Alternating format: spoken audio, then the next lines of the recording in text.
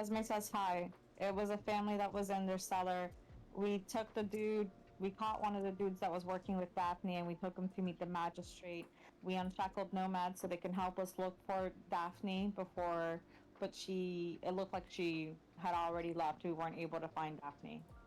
And then I believe we ended up back on the boat. With rations and And wood. yes, we had asked him for extra stuff, and he said, "We'll give you some since you helped us with the whole glyphs on the snails and everything." But I think that's where the story ended.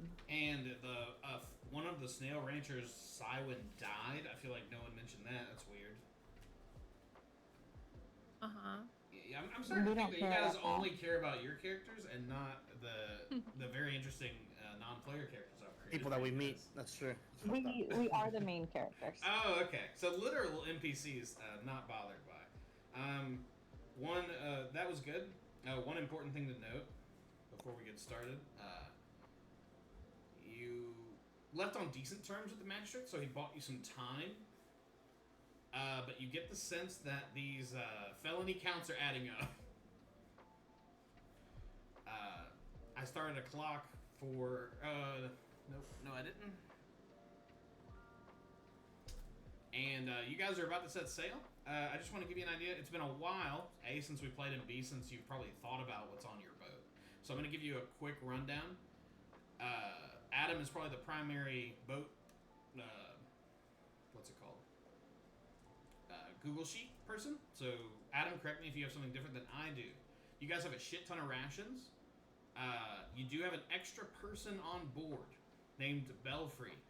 Last we talked about Belfry, he was tied up in the bottom of the ship with his eyes and mouth gagged. That has been several days. You also have a prancing, beautiful Unikelpie, which has been named Christopher.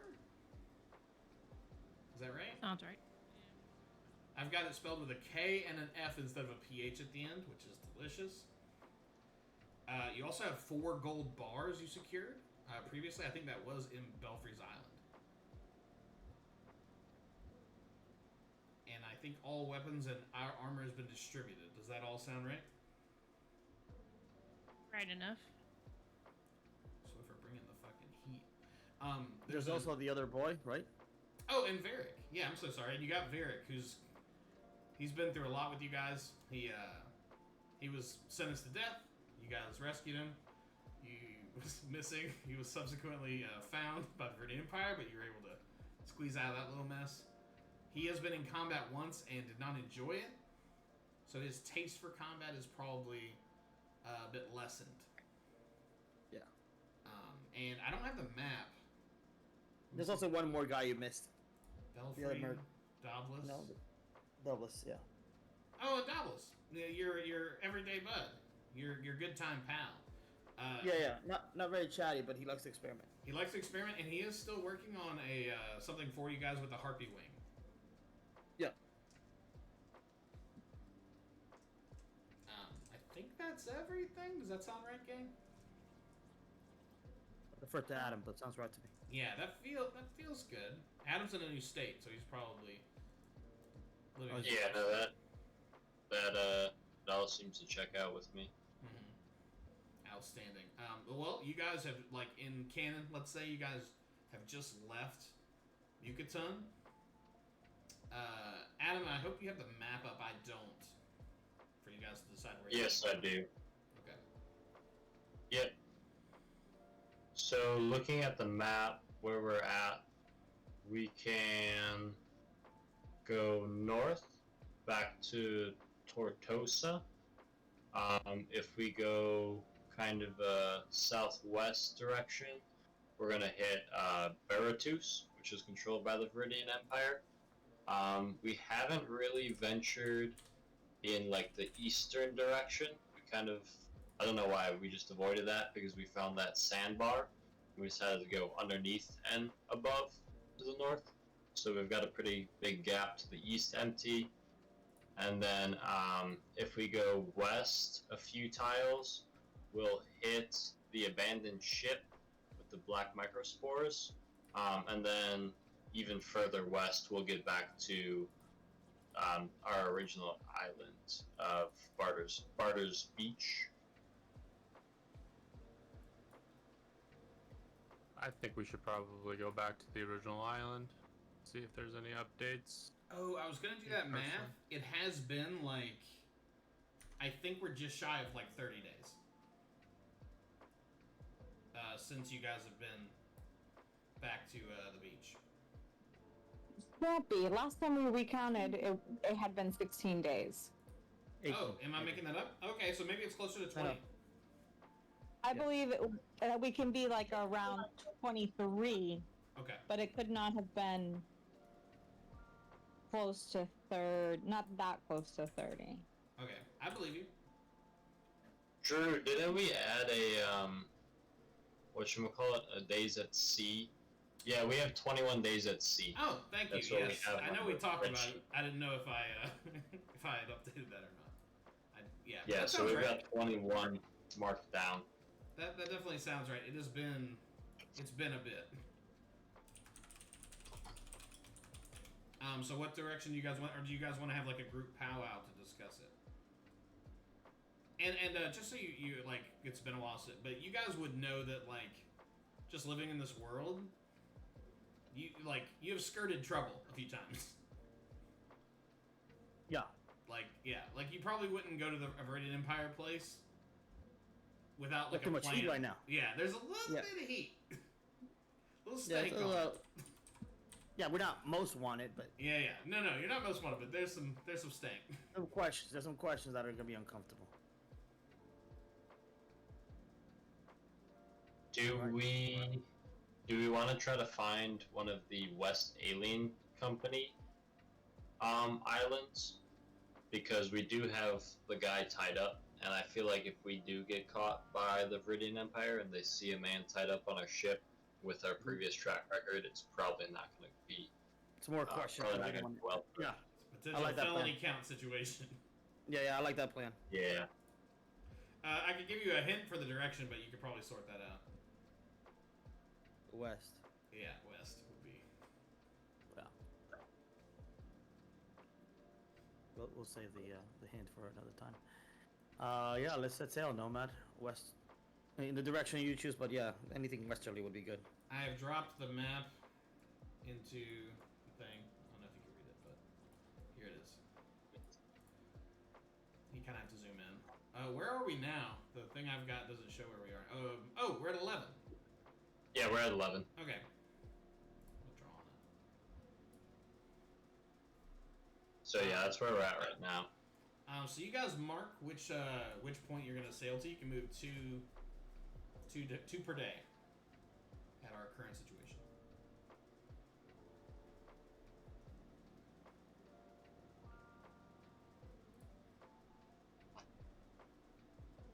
But if you're headed back, you can do 1, 2. You could get back in like 3 days. Yeah, and I mean, if there's stops along the way, there's stops along the way, right? Like, I mean, we're just. Word. If you guys want to get Greek, well, I don't want to put feelings in your heart, but the abandoned ship is on the way. Yeah. The abandoned ship with the The mold. one with the crew that ruined Bahood's mind, or not Bahood, Angus's mind. Yeah. Ruin seems like a strong word. I won't touch it again, I swear. But Where who do you put do you the think map for a from? I moment? can't promise that. You remember how delicious it was. It was like melted Gouda over like the most perfect croissant. My You're gosh. drawn to it. You feel a sense of urging that compels you. Like the One Ring. Yes, you need it. You need it bad.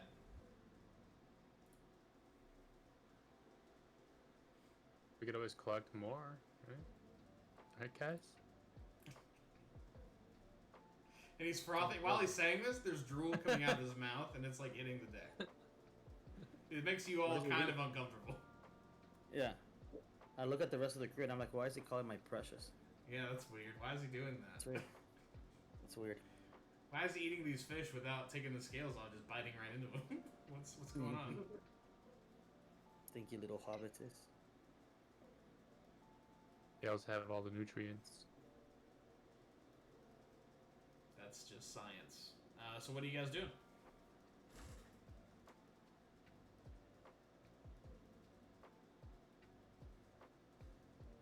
Like I We said, said, I think it's a good idea to go back to yeah, the main city. I think just to check things out. I'm gonna mark. We're gonna just go. Are we gonna stop at our special islands? I guess that's my real question. Not our special island. Our special black mold boat. is Probably it not best? for now. I don't think so. Yeah, I'm going through my mind's eye on the map because I don't have a reference for it, but Oh, I put it in the thing. Whiteboard. The whiteboard. okay, sorry. No, you're good. Hold on, I have the session 18 whiteboard. Why? Oh yeah, I thought about Session deleting 19. I got it. I got it. No worries. No, let's keep it. Yeah. I can easily switch. I'm in here. Yeah, let's go. Where are we Yeah. at right now? It's a little small, but if you zoom in, we're Yeah. on the 11. We're in that right there. Oh, someone keeps wiggling it because they're absolute goblins. Yeah. I said we keep sailing west. See what else we find.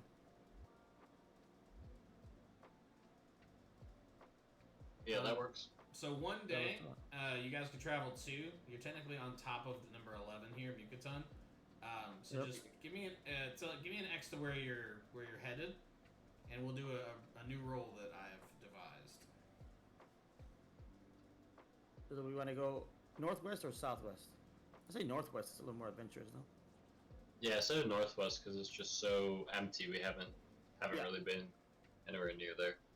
Yeah. So the 2 tiles to the northwest then. Yes. Yeah. Okay. Alright. I'm gonna put like a blue X just so I can like track it. So the first thing that we're gonna do, this is something we're gonna try, and I think this is important because one thing we're missing is like what is life like on the boat aside from the things that are happening to you. So who's gonna roll to discover the next spot? Whose job has that been? We'll go nomad for now.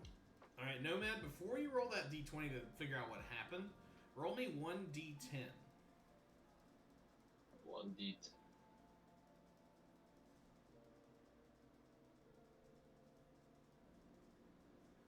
6. Sarah, roll me 1D10.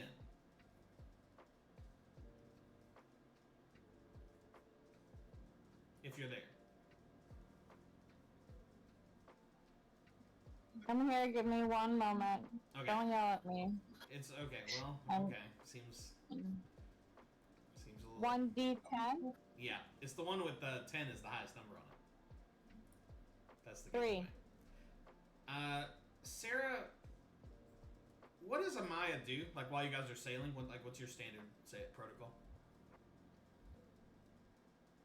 When it's not my turn or when it is my turn to be on deck, because typically when I'm down with Dobless. You guys are doing like a shift change. And you're headed up to the deck, and you run into Nomad kind of in the midship. I think Nomad is in the opposite shift. Maybe he's gnawing on something.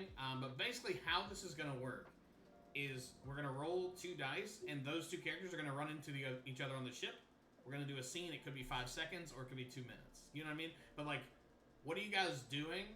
And like, what is that? Like, what's their relationship between Amaya and Nomad? You know what I mean? Or do they talk at all? Or is she just like, that dude's a creep? Oh, so the next time somebody rolls, they'll do like a shift change thing. Right. And then those 2 people will interact or whatever. Okay. And do you want it to be 2 different people, or like in this case, I was it would go thinking from like, Amaya to the next person? So we establish an order. And yeah, then I don't know. I just came up with this. So like, I was So like when thinking, we follow each other, like he's had this first shift and I'm taking the second shift, and then the next time it'll be me with whoever's taking the next shift. right, totally. Or like, but then we'll play it by ear. I'd feel weird if like it's Amaya's turn to talk for the 20th time, but we can play that by ear. But I think also if we do the order, one problem with it is that you're always gonna get the same interactions, which could be good or bad. Right. No, that's a good point. Like maybe you guys could it can be whatever we want, right? Like you guys could be sitting down to eat dinner today. Yeah. Like it could be whatever. Yeah. Okay. But like That- the idea is just to get like a taste of like, because you guys wouldn't just talk while you're on an island. You know what I mean? Yeah. The only time we interact is when we are on the island. Okay. Are you telling me that's you guys' relationship? No, I'm just kidding. With Nomad, no, I'm still trying to get a feel for him. Is he gnawing, like, is this like a, like, what is he gnawing on? 'Cause You when have to said ask he's him. gnawing on something, It could be I pictured fucking oil. thigh jerky. That's also the next thing I pictured. Yeah, some thigh jerky. I feel like. Yeah, I mean, I feel like Nomad's not really wasteful, so maybe he's like going at like a bony or like really cartilage part at the moment. Oh, and he's just kind of going with that. Don't fucking. He's like, that. yeah. I just stare at him as I pass by. I'm not fully vegan, but I'm like on the verge of maybe I want to be vegan You're as I pass two by. good conversations with a granola person away from being vegan. Yes. Yeah, you're vegan adjacent. And Nomad's slurping on what's left of like some 3-day-old cartilage. Do you guys say anything to each other? Since he's chewing on something, I don't want to interrupt that. It looks very intimate. And so I just kind of give him a little nod with a weird side eye. Does Nomad even notice? Yeah, no, probably not. Just Well, this first interaction was a total success. Go ahead and roll me a d20, please. This is an awkward. Yeah. I don't want to live and work on this fucking boat. All you weirdos. Yeah, don't worry about him. He's just Nice. sucking on some cartilage. I rolled a 6. I don't know who was supposed to roll a Whoever tells me first. 6 it is. Sarah, roll me another d20, please.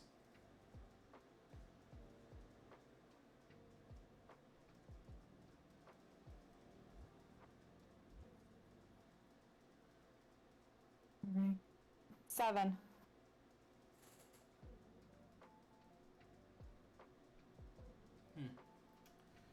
You guys are sailing. It's like midday. The seas are angry, but not that angry. You know what I mean? Like they're returning something at Walmart, but they have the receipt. They're just more frustrated. That's what the sea feels like right now. There are some clouds in the sky, and as you travel over the next couple of days, you catch the wind. And sure enough, Angus, with your eagle eyes, out in the distance over the starboard side, you see what looks like a ship. Is the ship moving? Or can I tell? Yeah, from this angle, you notice the ship, and it looks to be traveling in the same direction as you.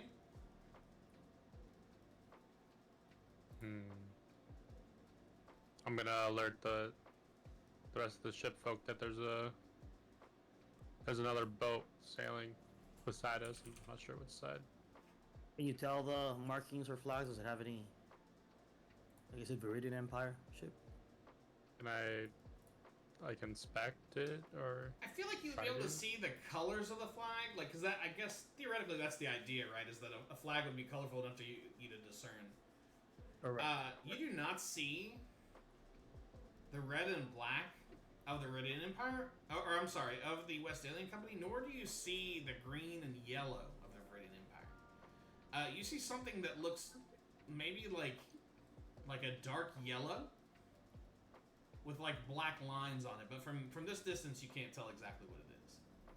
The Bumblebee Empire. Yeah, I see like a yellow flag with some stripes on it. Could be a bumblebee. Could be the bumblebees. I say. Okay, let's approach it. Let's go investigate. I don't feel like you need a sailing check, but yeah, you guys turn a little bit closer to the ship, and the ship does not change its trajectory as you get closer. And as you close this gap and it slowly goes from the horizon to the middle distance, you can see clearly now that it's sure enough, it looks like a cartoonish like honeycomb on the ship. And it's probably slightly smaller than your ship, but it's sitting like low in the water. And on the back, there's some sort of like wooden device, but you can't quite make it out from here. You see some movement on the deck, but it's the closing is slow. And a moment passes, and then Angus, give me a perception check. I'm asking Angus because he's the like he would see first. I feel like of what's happening. Oh, yes. 17. You see movement on the back of the ship that you kind of like squint your eyes at, and you see what looks like a wooden like stand and a bunch of pulleys. And as you're looking at it, you see the back of it make a quick movement, and it makes a thwomp noise. And with the 17, you see something soaring through the air towards your ship, and it lands in the water nearby with a heavy kathunk. Like a thump, like if you drop a big rock off of a bridge. You guys are probably 120 feet away from the ship. Did everybody hear that noise, or just? I feel like with the sea noise, they probably didn't. You more like saw it, and that's why you're able to hear it so well. I don't know if you guys have ever had that where like you're able to focus on a sound because you saw where it came from. Like for everyone else, it just sounded like a kerthump.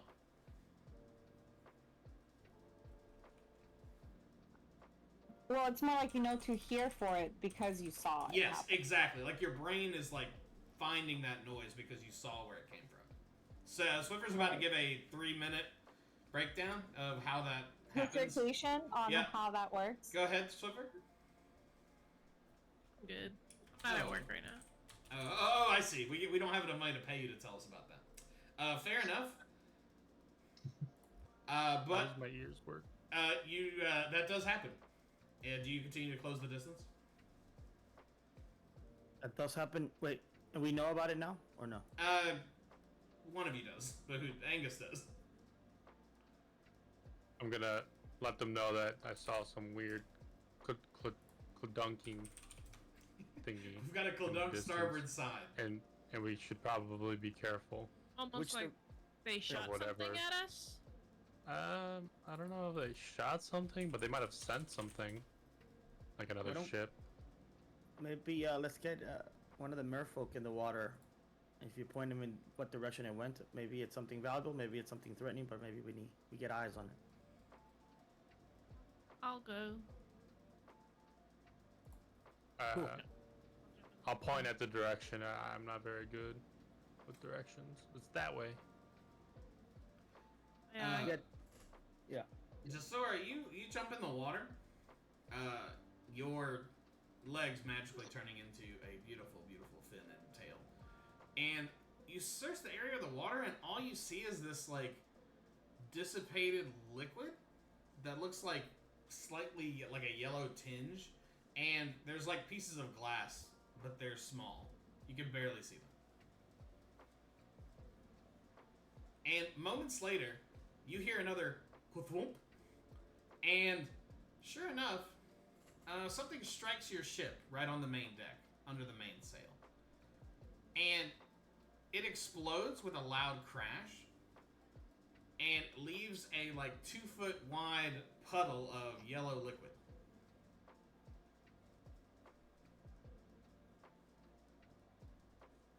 Angus, now you can see the other ship.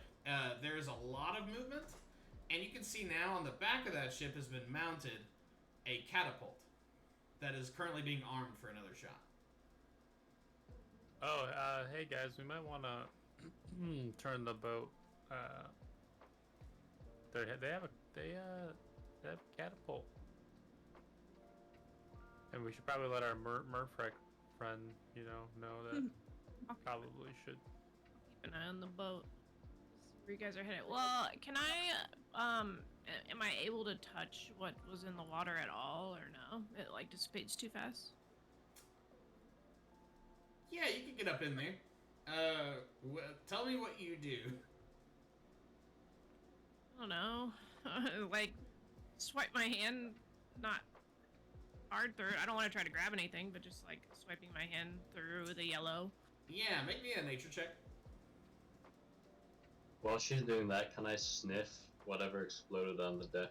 Yeah, you get up to it and go ahead and make me a wisdom saving throw. Alright. 17 for nature. You know this liquid, like, not much of it is left because it's dissipated quickly in the seawater, but you reacted quickly. You've felt this viscosity between your fingers before. This is honey.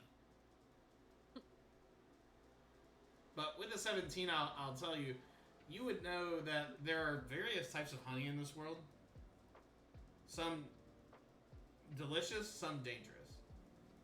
Yeah. Some you don't want on your pancakes. Yeah, some of it is not pancake worthy. Yep. You're wasting the perfect pancake. I rolled an 11 for my wisdom saving. You get up to this, and you get, like, hit in the face with delicious... What's the opposite of stink lines? Delicious lines Whiff. coming off. Yeah, you get a beautiful whiff as it fills both nostrils of the sweetest tasting and smelling, like, material you've ever smelled. You think... Nanotar, you can't even remember what it's called. But you think you get down there and you give it a good lick. And it's delicious. And that's what you'll be doing. Until further notice. What is everyone else doing? I yell at I'm gonna everybody. Swim back to the ship real quick and just say, guys, I think it's honey. I'll go. That's weird. Okay, let's get some evasive maneuvers going, and let's prepare to board that ship and fuck shit up if it comes to that. So is the plan to close the gap? I I mean, so. that stuff could be huge for our Nanotar. Yeah. Yeah. Plus, they're shooting at us without questions asked. They're That's at least true. gonna get something. Yeah, yeah. They're acting hostile at us, and if we flee, what's to say that they're not gonna chase us down and pepper us with shots? So let's just. They have a problem with us. They have a bee up their bonnet. We'll figure it out. I need sailing checks from 2 people who are like in charge of moving this ship right now. So it would be Angus and Amaya. All right, you guys make me sailing checks, and I need to know what they both are. Wait, I'm up in the crow's nest. It'll be me. It'll be me. Okay, Sarah rolled a 15, so you guys are in good shape. 14, 1-4. Oh, 14, you guys die. Even Okay. better. It's terrible. Stand by. Well, what kind of roll is it? Sailing. It should be near the bottom. Yep. I'm on it, boss man. 13. Let me roll for him. You see this ship like turning away from you, like trying to create distance as you try to close the gap. And after a few moments, you like are getting closer, but they are pointed the opposite direction now as you are giving chase.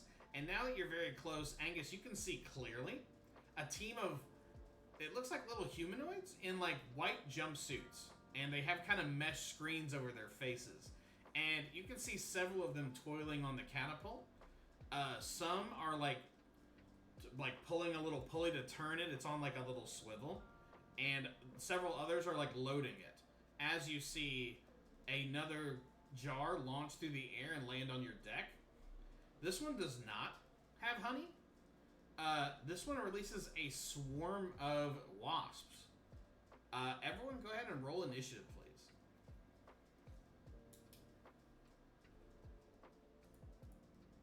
And then let me know what your initiative rolls are. I would say you guys are close, Nat though. 20. You guys are like Plus 4. 45 feet behind that ship. 9. 9. Why is Sarah yelling? 9.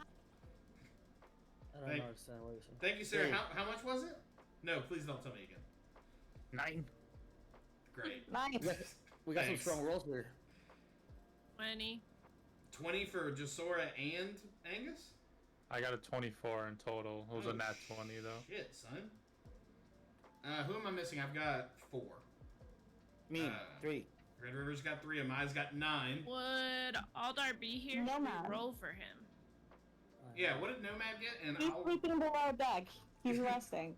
Well, Aldar is... Well, okay. We can decide later. He's snapping He's one sleeping. He's taking a nap. off. Nomad, what'd you get, bud? Muted. I was gonna give it to him with disadvantage because he's licking the honey, but I didn't want to be a jerk. Well, I guess I have to be a jerk. It's probably with disadvantage because you're licking the honey. You're muted, Adam. Oh, he's gonna be devastated from all the funny things he said. Wow, that's rough. Yeah. Sorry about that. Yeah, so nat 20 plus 3, but disadvantage, so I'll roll again. Yeah, sorry, buddy. Roll another 20. Well, in total to 20. Hell yeah, dog.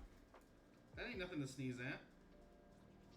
I'm gonna have you lose the tie break though with Jasora, just based on the situation. Holy shit. Stand by.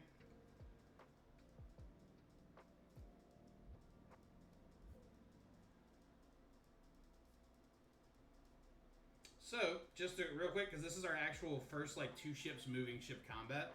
Basically, when we get to the end of a combat, the situation with the 2 ships will change based on what everyone did during that turn. Does that make sense? So the ships will move on turn 0. Got it. Yep. Things will happen, and the ships move, then things will happen. And the ship Yeah, moves. so like during the Things will turn, happen. if you're like, you successfully fireball their sails, their ship will slow down, and then at turn 0, your ship will catch up. Like, that's simplified version of kind of how that Yep. works there. Angus, it is your turn, and you are in the crow's nest, and they're about 40 feet away from your ship. There is blue in all directions. What would you like to do?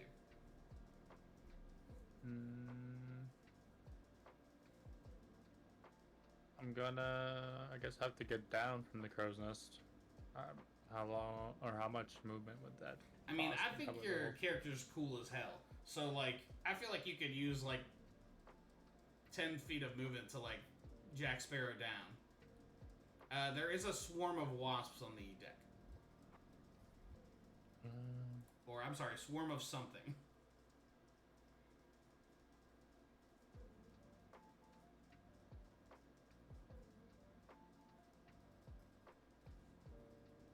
And you guys can all hear a fairly loud bzzz even over the water and spray around you.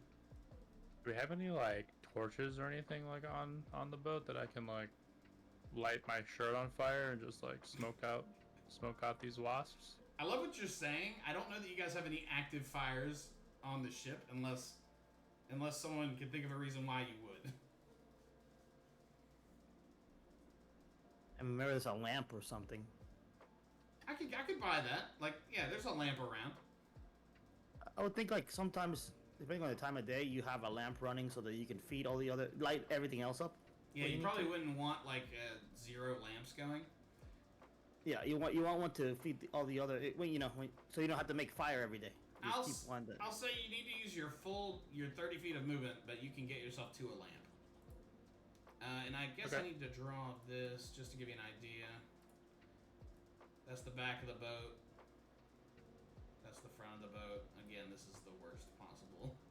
The mast is here. There's a pool of honey over here. And Nomad's just slurping it up. Slurp, slurp, slurp. Oh yeah, we could just move things, huh? Put this at the bottom here so it's... And your wasp friends are here.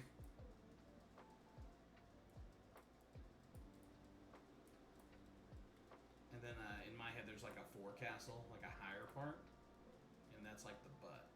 So we'll add a little bit of butt there. Some stairs. Beautiful. All this, I don't remember the name of the game, but that game that we used to play, where you draw with the mouse, really paid off. Oh yeah, draw something. No, not No, quite. that's not it. I don't was. That ain't the one. And let's say the Gartic torch phone. was right Yes. here. What is it called? Gartic phone. Yeah, Gartic phone. This is a. Oh god, that's supposed to be a fire, but it looks like a drill.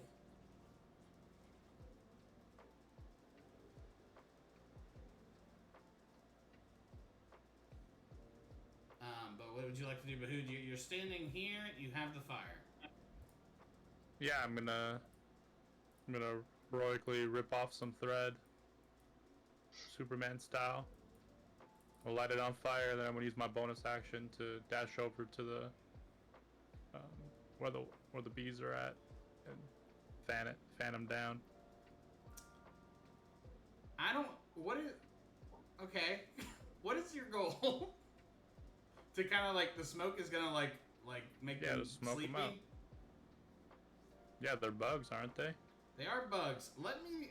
What do you think you would roll to make this happen? What would you roll to do this to them? Because I would say that is a free action. I wouldn't say that you can't do this. I just need to know like what kind of roll you think it would. I need you to roll something so I can tell you how successful you are. I don't know. Nature. In my head, it's nature or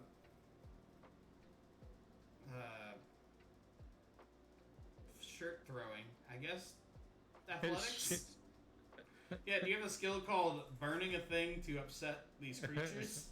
Would it just be like a performance check, maybe?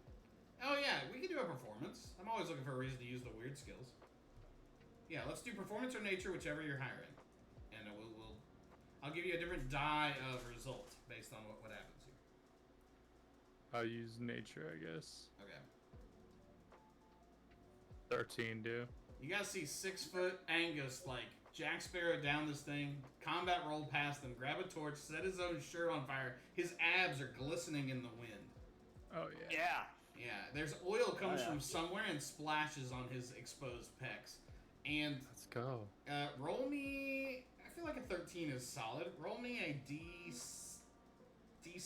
We'll add 4 to the result.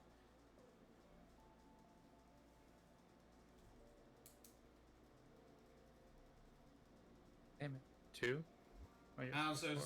so you see several of this cloud of insects like drop off like to the ground, like barely moving and twitching. It is Jasora's turn. Jasora, you've just climbed up out of the water. You still got some of that sticky seawater on you. And I feel like also the Unikelpie, is probably licking the honey next to our good friend Nomad. Just to paint a picture for you guys. It's cute and adorable. That's lovely. Did the smoke do anything?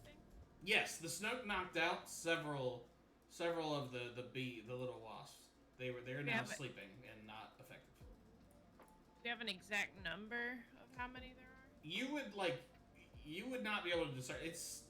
Basically I've got a monster it's like on my side. A swarm Yeah. of small like regular sized wasps. Yes, sorry, I should have been more specific. Yes, it is like a cloud of wasps. So you see like some drop off, but you can clearly see that there are lots more wasps here. The game treats them as like one creature, and they have hit points, if that makes sense. But there's a cloud of wasps in front of you.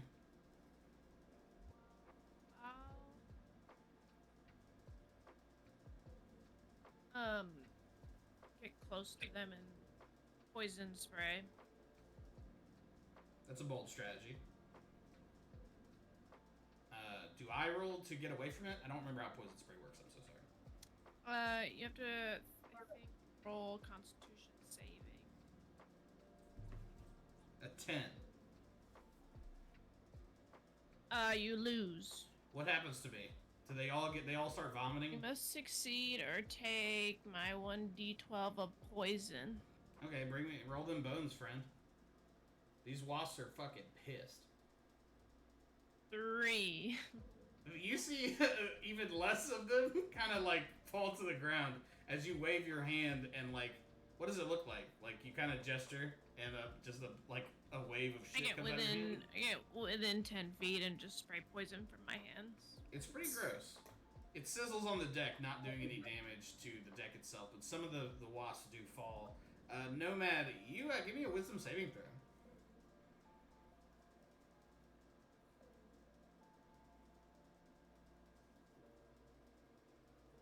14. This honey is good. This honey is better than anything you've ever tasted.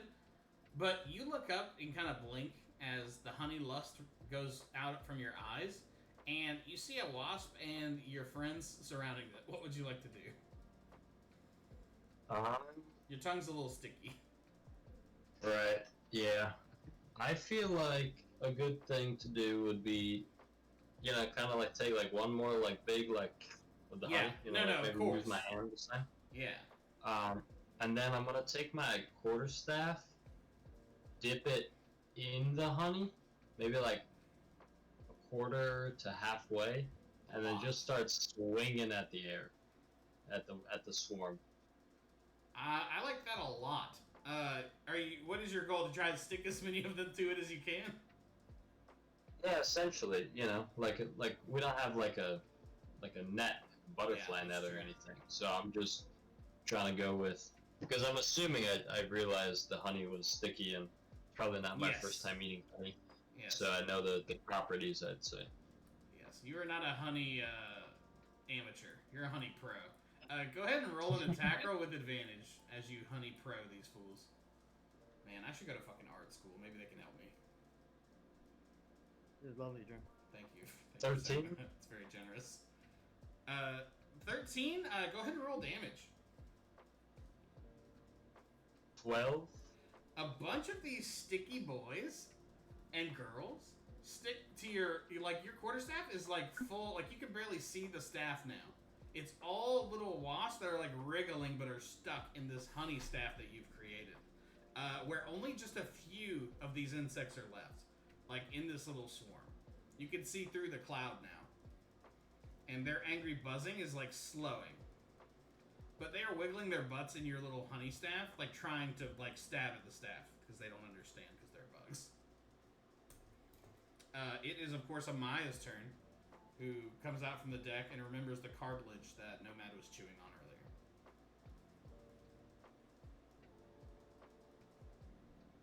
And here goes Amaya with the greatest turn any of you have ever witnessed. Let's go. I take the cartilage off the deck into the water because it offends me. It's gross. Yeah, it's bad. And your turn's over. Next is... No, go ahead. No, it's fine. My turn is over. Yeah, And that's it. that was good. No, it's good. You wipe up the area with a Kleenex.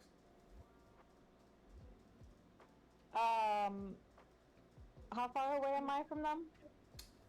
In my head, you're like below deck, but like you guys all knew a ship was here, so not far. You're like right here, the stairs.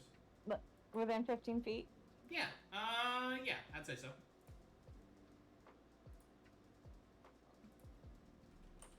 Hold on. Who can see? I've made you into a little. I think it's supposed to be a joke. It's a catfish. Okay, yeah, no, I love it. Yeah. It's Pusheen. Yikes. I don't even know what you said there, sir. Yeah, Okay. yeah. I blacked out. I It's don't the know what cat. Oh, okay.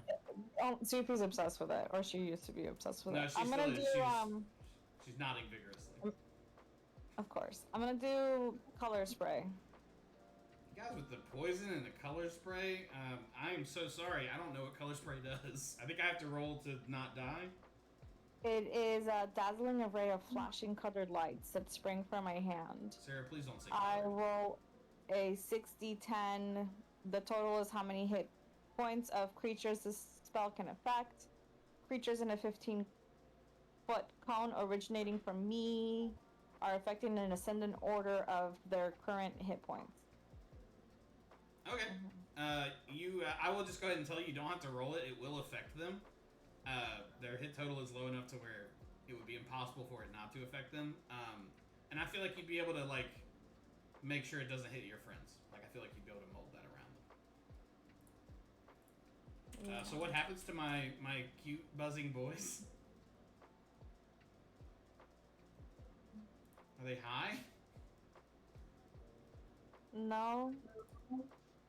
Um, Starting with the creature that has the lowest current hit points, each creature affected by this spell is blinded until the end of my turn. Oh, you just blinded my little friends. Okay, yeah, they are. Subtract each creature's hit points from the total before moving on to the creature with the next lowest hit points. Gotcha. A creature's hit points must be equal to or less than the remaining total for that creature to be affected. Okay. Yeah, I see. So you can hit like a bunch of goblins, and if you roll well, you could blind all of them. I think you used this before. I'm just now remembering. Is there anything else you want to do? Do you want to move or anything, or you feel good? No, I'm good. Yeah, 15 feet seems like a good distance from these guys. 60, 10. So I don't roll anything? Is that it? I mean, you can, but like I can't tell you how much hit points they have because it would take the fun out of it. But you could not possibly roll under their hit points, and they're the only creature you could affect with the spell. You could roll it if it'll make you feel better. There's no No, outcome that's less than okay. 0, sir. Yes, you cannot fail this roll, even if you roll all one. No, it's fine. I'm not gonna roll. I mean, if you want to do it privately for your brain to work. Speaking of brains working, it is Red River's turn. I guess I shouldn't have told you that information. I don't know, I wanted to save you the trouble. Ironically, having to explain all this is probably more trouble. Red River, go ahead. The V's are all dealt with? No, they are blinded and very damaged. This cloud is barely cirrus. It's no longer a cumulonimbus. Take a page out of Nomad's playbook. We're all Dipping my ripping our web- shirts and glistening. No. Oh, That's okay. That's Angus, not Nomad. Oh, I did sorry. my weapon into honey, and I start violently and erratically swatting at this to try to get as much bees as possible. Is this the cool like maul that you got? Yeah. Yeah, you do that. Go ahead and roll the attack. As the buzzing slows to a fizzle. 1 second. Wouldn't you know it?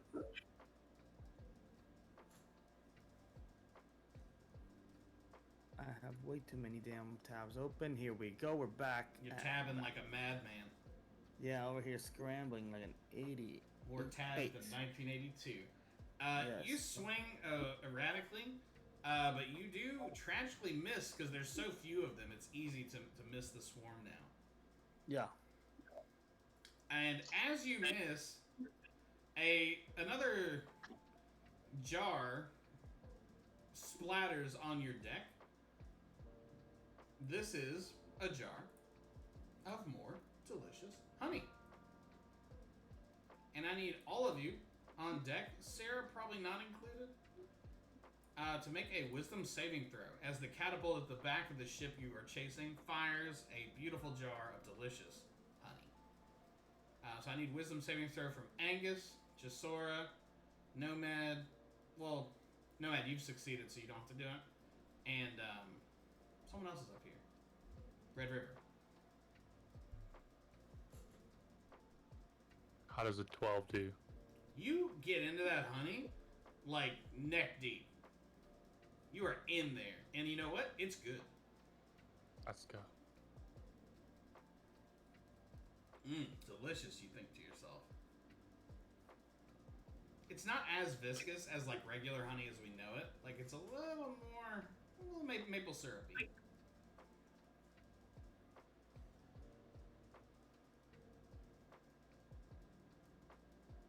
Red River, let me know what you roll. And I think Maya 3. stepped away. Oh yeah, you're in there. You're eating this honey. You're loving it. Yeah, I'm numbing it. So. Yeah, you love this shit. I don't have Jasora's up or I'd roll for him. What? Hey, Jasora, make me a wisdom saving throw, please. Okay.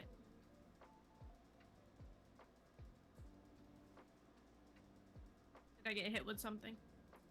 I'll let you know in a second. 12.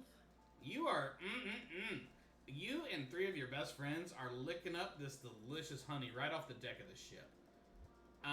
And we're at turn 0.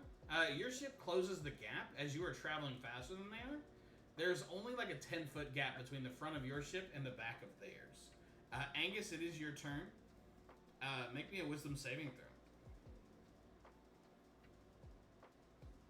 I am so wise. 19. Your wisdom, your eyes like shimmer, like they turn into stars like an anime character. And you look up from this delicious honey and you say, no, no more. These days are behind me. And you may move freely about the cabin as you see Amaya and Red River slurping away. I'm gonna take a jar of this just in case. You whip out a jar. Well, the jar like exploded on impact. Are you saying you're pulling out a secondary jar and getting some of this honey? Yeah. All right. You start collecting. You scoop up this honey. Is that your turn? Nope. I'm gonna throw it at the other dudes who are wearing the suit. Okay, wait. You're gonna scoop up this honey as what? A bonus action? No, I guess you're right. How about this? I would let you use your bonus action with us if you make a sleight of hand check, and it's good. All right. You have, I think a turn is 6 seconds, so you gotta bear with me. Damn it! I only rolled an 8. You go to like whip right. out a vial, and it clatters to the ground. It's not broken, but you're not able to get any honey. Damn it! It's a real tragedy. What's happening to your situation? So then I didn't actually use my action. No. You still got. No, I wouldn't take it from you. That sucks. Like if you want to, like now, if you want to do it though, it will cost your action. All right. I'll take If you're committed. a scoop through my action. Yeah. Okay. I am committed. You pick up that vial and you scoop that honey, num, and you put the little stopper on it, and you think to yourself, "Yes, this was the right use of my turn." I'm gonna use my bonus action to move towards their boat. How far is it from here? I'd say there's a 10-foot gap between you guys, and you're probably 30 feet from the bow of your ship. Also, this wasp. Oh, the wasp is still here. The little cloud is there, but it's blinded. All right, yeah. As long as they're blinded, we're good. Yeah, they're not going to make an opportunity attack as you get by them. Could I like jump over to their boat? Is that possible? Or could I just use my 30 feet? I don't think I can. I think I can get you to the edge of our ship, but with everything we've done, I don't know that we have time to also leap to their ship. Yeah. I'll prepare myself to get closer in the next phase. Okay, Jasora, it is your turn. Do I have to do a wisdom saving throw? Oh yes, thank you. Gosh, I almost forgot. I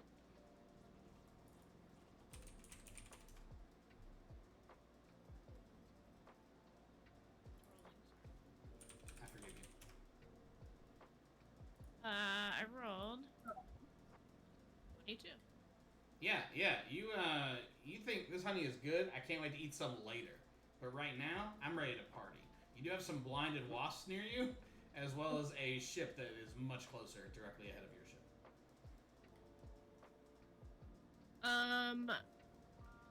Can I take hold of the wheel? Is anyone at our wheel?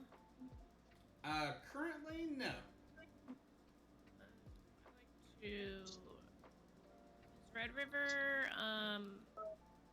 is he under the spell right now or no? He is. Unfortunately, he is lapping it up. Yeah. Knee deep in his bee's knees. He is loving this bee's knees. He is fucking I'm loving gonna it. yell out loud to anyone that is not under the spell that I'm going to start turning our boat in a different direction. If they're cool with it. Sorry, let me put on my accent. Mm-hmm. Going to tan our boat. Here, team, anyone that can hear me, just so that we're not so close. I don't want to run into this thing. You've definitely, it's within 30 feet, but it will take up most of your movement to get to the wheel. Okay. Make me a sailing check.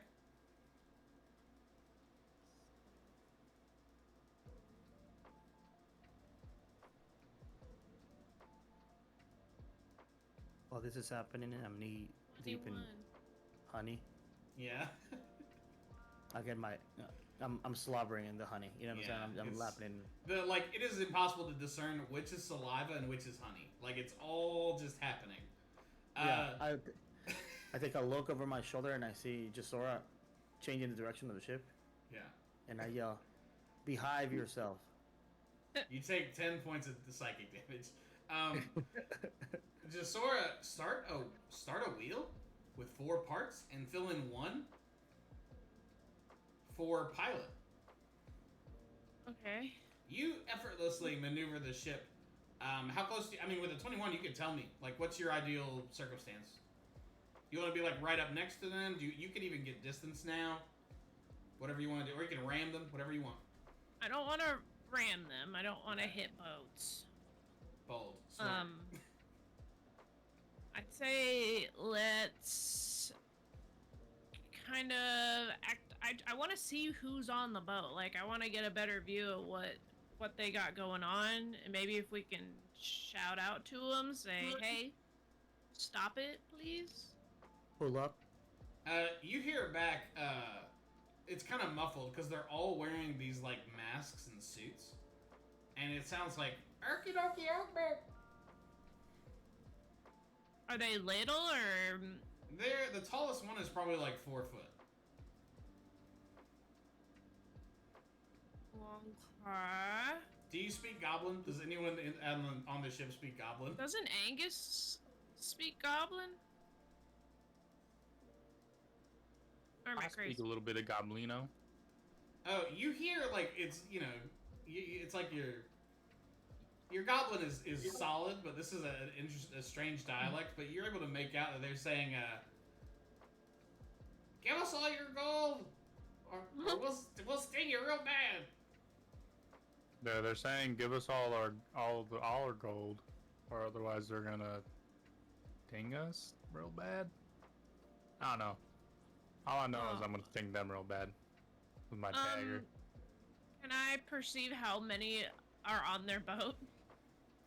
Yeah, with a 21, like this is all happening in real time. Let's say you're pulling up, and you can see at least 4 of them are manning this like rudimentary catapult you see on the back of their ship, and you see 2 more on the deck. So you know there's at least 6. Angus, can you tell them to back off? Or we're gonna sting them? We're gonna take it to Stingapore. He said, Red River says that only long enough to catch a breath and get more honey in his delicious. Yeah, I'm back in there. I'm back in there. Singapore! Go, go, go, go, go. Yeah, that's for sure. Yeah, I'm gonna let them know that we're about to take them to Singapore. If they don't back off. It is so stupid. It is Nomad's turn. Let them know we have a big fella downstairs they don't want to get to meet.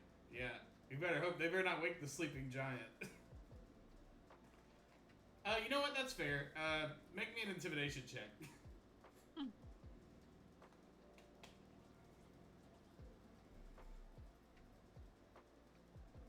That was a 10, dude. You see, like 4 of the the little guys manning the catapult.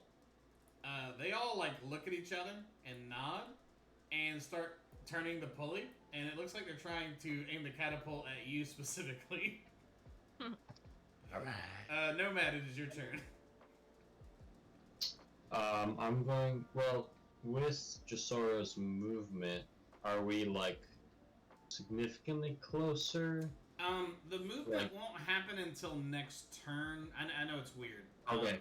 But you're still Okay. 10 feet from the bow of the ship right now. Yep. So I'm going to pole vault myself onto the ship. I'm with sorry? my, yep. I'm gonna get a running start, and I'm going to launch myself onto their ship. You see, in junior high, a Nomad. With flashback, Nomad's in the shortest shorts you've ever seen, and he's competing at the state championship for pole vault. Yeah, and I like that little music there. Yeah. And he's the same height as like he is now, present day, and he's still Oddly missing stained beard. There is more hair though on top of his head. Yeah. And Just a bit, yeah. he like is sprinting at this fantasy pole vault thing and puts the little stick in the ground and it bends to pick him up. Go on, roll me an athletics check, and I'll tell you what happens both in your past and now. Would it be an athletics or an acrobatic? Oh, sure. I would give you acrobatics. Since I'd be.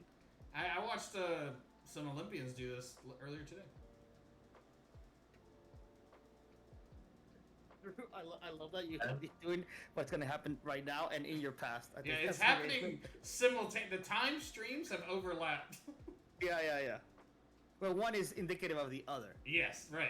Yeah, Yes, it's very they're- telling. I got a Fuck. 10.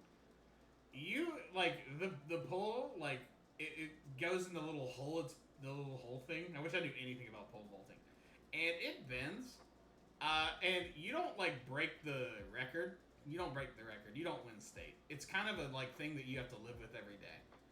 But you do get the bronze medal, the bronze fantasy medal, and you are able to leap and just barely land at the very back of their ship. You're looking up at a. They've got their catapult. It's kind of like on a raised dais, about 5 feet in the air, and the 4 gentlemen operating it look down at you.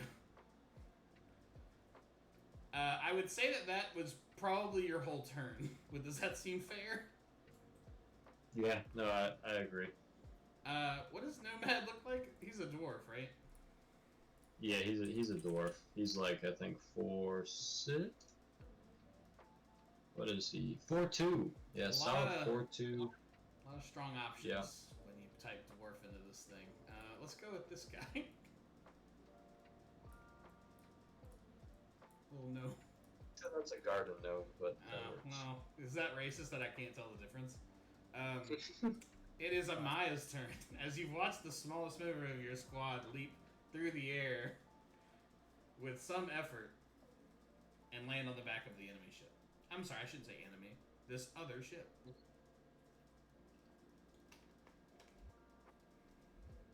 And I'll be Sarah real quick, guys. Hey, guys! Oh, go ahead. 60. Is he within 5 feet of the person holding the cannon? Oh, hell yeah, he is. Oh, fuck. Oh. He knew Okay. the risk when he put on the uniform. You do what you gotta do. Oh, baby.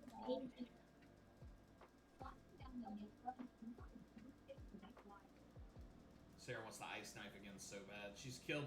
I think her kill count is like 13 people with ice knife. Oh, yeah, I for do sure. I do want to ice knife so bad. We can ice Just- knife something just else send on. it. There's other fellas in there. There is Yeah, a wasp I'll in front of find- you as well, and at the end of this turn, it I will no wanted longer to- be blind. I wanted to get the the imminent threat out of the Yes. way. Yeah. But we'll go for the secondary imminent threat, but just to sort of more intimidation on our end. I will do ice knife, but somewhere where it's not within 5 feet of Nomad. So you're trying to hit like 2 of them? Like there's 4 of them on the catapult.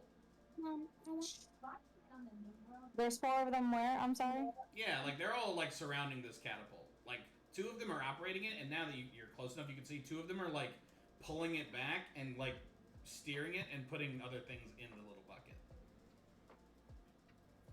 Mm-hmm. It's cute and adorable. Like a bunch of fantasy goblins worked really hard on it. Yeah. But it doesn't but look they're cute. particularly stable. Like it's more intricately designed. Like you can see no less than like 4 different ropes, like leading in different directions.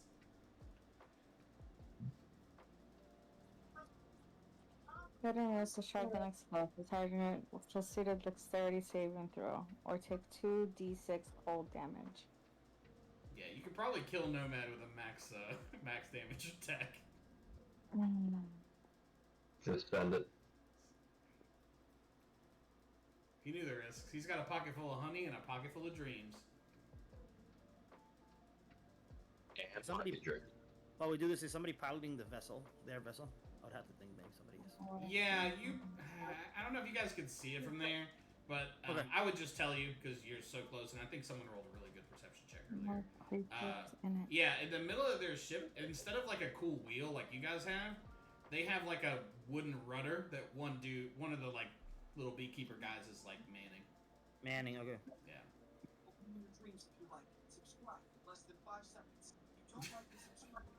Sarah, are you listening to a different YouTube video while we're doing this?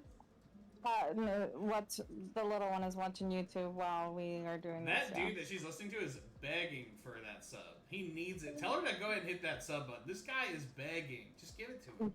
They all do. They all do. It's disgusting. That's the game. You By the way, make sure to subscribe if you're watching this on like YouTube and at follow. the bottom of the bottom of the screen. Hit the little bell. Hit the little button, hit the bell. Follow us on all the things. Within range.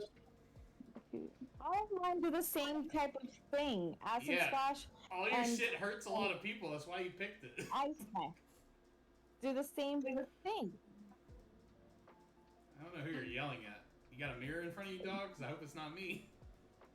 I'm gonna hurl a bubble, an acid bubble at the dude on the. Are you right-handed or left-handed, Nomad? Right-handed. I'm gonna hurl one at the dude on the left. Okay. What do I roll to get away? I feel like all your things are me getting out of the way. Yes, I choose that one dude on the left. Yeah.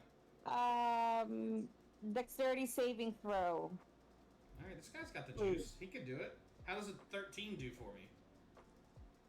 Just enough. This to get beautiful out of little the way. bastard, he's like, this is the smallest one. He's like 1'9". He's almost 2 feet tall. And this little goober, he like somersaults out of the way in slow motion, blows you a little kiss, and laughs at you. Do you want to move?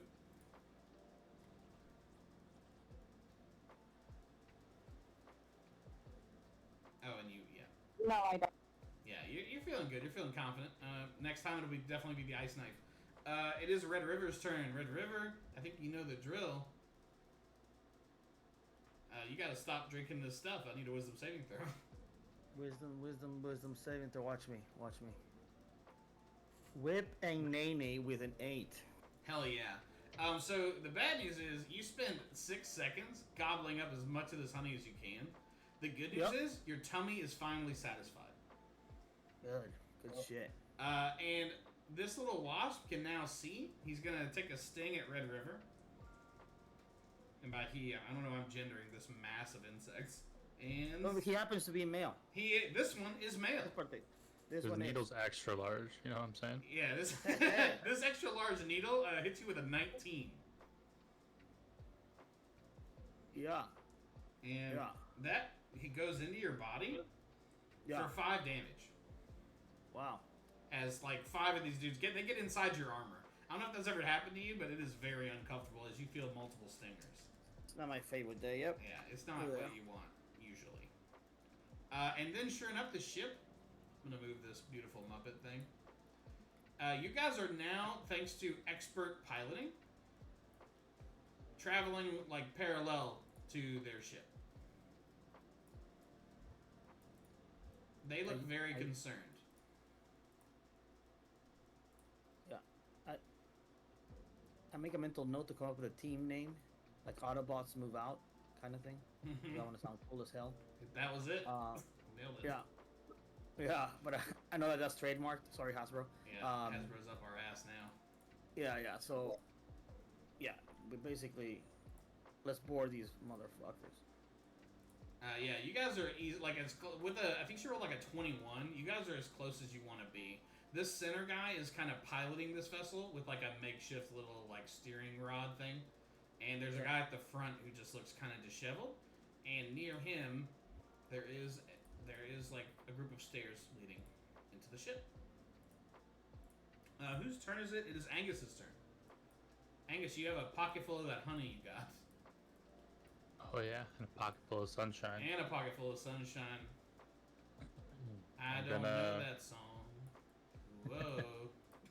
Oh whoa. Is it possible for me to use my bonus action to jump across and then use my action to throw? I think jumping is part of your movement. Like, I think you would just need your movement, and like the ship is close enough to where I think you could totally make it. Like, I don't think this is a dangerous jump. These waters are not choppy. Okay. I'm gonna make that jump then. You die. No, These are such calm waters. These are 2 moving ships. I'm gonna lie to you. It is athletics check, but it's a very, very, very low athletics check. Perfect. See if we can find that 1, baby. Hunting for that 1. Oh god, I rolled a 5. You leap across at the wrong moment as the wave is kind of picking up that other small ship, and your tummy kind of hits the railing of it, but you are able to pull yourself up. Whoa, suppose. What does Angus look like? What happens if I just type Angus into this? Yeah, that's good. And you're on the ship. You see kind of the gentleman running the catapult. There are 4 of them. There's a guy steering. You can't see through a little mesh visor he has. But now that you and Nomad are closer, you can see that like these little suits were made kind of poorly. Like they've been poorly fastened. Like you can see like stitches of like where the seams have met. Perfect.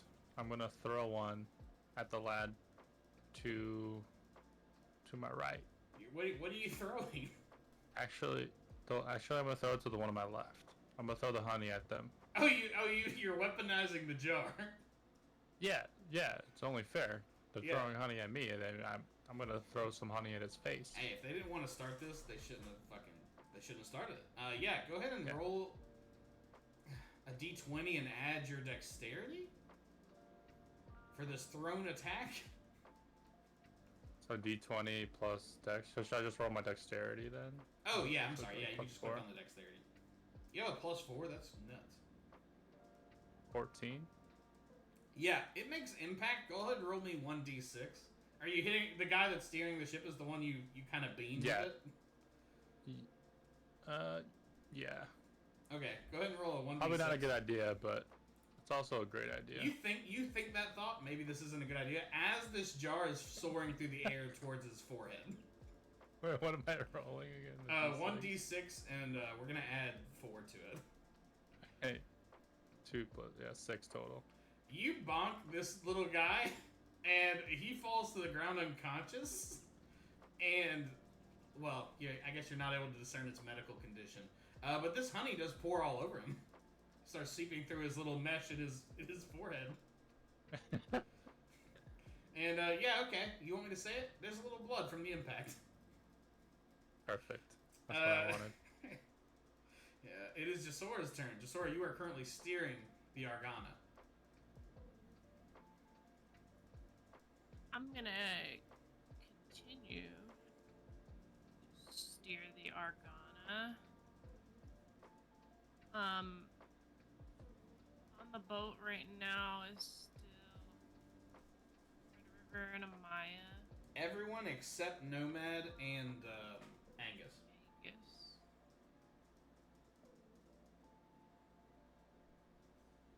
Is Red River? He's still in love with the honey. His honey lust has come to an end. He is his tummy. A tummy can only take so much honey. He's consumed like no less than like 2 cubic gallons of honey. I mean, I'm gonna stay manning the steering wheel just in case something goes up with like them steering. I really don't want to hit boats. Mm-hmm. Smart. But I do have a short bow that I'll just take a shot at random. Okay. That actually might not be a good idea, but You think that just like Angus, you think that as you're pulling the string back. Go ahead and who are you hitting? And yeah, what is the who are you? or whoever would be closest to me. So like, Probably one of these fools. yeah, like, oops, this guy right here. Yeah, we'll call him. You squint, and even from the other side of the ship, you can see that he has a little name tag that says Dennis. Fuck you, Dennis. He doesn't understand it, neither do you. Oh, I rolled a nat 20 with my short bow. Jesus Christ. Okay, go ahead and roll critical damage on Dennis. Hitting him straight in the forehead. Okay, that's weird, but fine. With, holy shit, Well, 10 damage. Yeah, that arrow goes right through his mesh little thing, his little faceplate, and out the back of his beautiful, beautiful cranium. As this gentleman falls to the ground and slumps over. He was the one controlling the trajectory of the pulleys. He's not controlling anything anymore because his life force is draining from his body. And congratulations, you murdered a creature, a sentient being. Nomad, it's your turn, dog. You're surrounded by one less goblin. Okay, so I feel like Nomad would be like pretty excited about this whole catapult thing going on. So, is it possible to like switch my attacks not to be lethal and just to be like just to take them down? Yeah, and like for sure. keep them. All right. Are you sure you don't want to hit them in the forehead so we can do this kind of like murder via forehead thing that you guys have going? No, I mean I think I could like break some kneecaps. That might be. Oh God. You know, they're still like functioning, but Sure. they can't really do much with the broken kneecap. So, Okay. so one of them's dead. Can I tell like How dead? order of importance of the other three? Like which one seems to be like the main goblin, like using the catapult or like ordering it? Or if these guys were like had little names under them and this is a video game, these would all say like beekeeper grunt. All these guys are Okay. the same level. Same level. Okay, so then I guess I'll just try to assault. Yeah, I feel like the one that probably saw the arrow fly through his buddy's head might be terrified, so I'm gonna try to assault him. Yeah, I feel like since he just saw this grisly act, you can attack him with advantage. He's kind of like shaking. All right. He's not So trying to move out of the way as much as he's trying to put his hands up, like in surrender, as your quarterstaff comes down on him. 24. Does that hit? Only just barely does it hit Denise. That's right, it's a woman goblin. Ooh. Okay. That's all right. I mean, I don't discriminate too much. Yeah, So. the quarterstaff doesn't either. All right. Everybody So then don't just get roll damage. Yeah, this is just a stinky damage. 6. Ironically, well, coincidentally, you bring that straight down on her, right at her forehead, and this little goblin goes to sleep. Okay. Denise Very is good.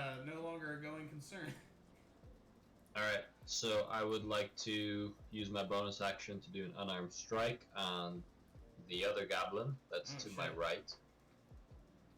Yeah. Okay. Same concept. We're not trying to kill him. We just might need them alive. We've entered a different phase. Instead of an X, I'll draw little Z's.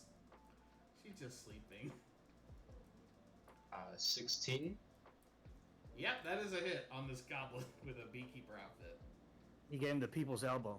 Yeah, yeah, you Dwayne the Rock Johnson on this poor little guy. Yeah. For 5 damage. He does bring up like sword to block this strike. What does it look like? Is it a punch or a kick? Nomad. What's his Yeah, I deal? feel like What's his flavor? he's more of a kicker. Yeah, definitely maybe like a sweeping kick. Yeah, I was thinking a leg sweep. This goblin hits the ground as his little goblin feet are taken out from under him. He is not unconscious, but he is looking up at you. You can't see his face, but you smell fear. Good. And it is Amaya's turn. Amaya, you're on the opposite ship. You guys are parallel to each other now. And goblins are dropping left and right. And there is an angry small swarm of wasps next to you.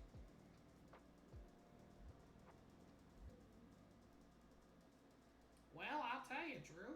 I think I'm an ice knife on the wasp. Do I sound that southern? Well, hell. I mean, that's what you sound like to me. I don't know. We'll go to the tape. Interesting. Aldar yawns in Australian. Sarah, what would you like to do? Alder's Australian now.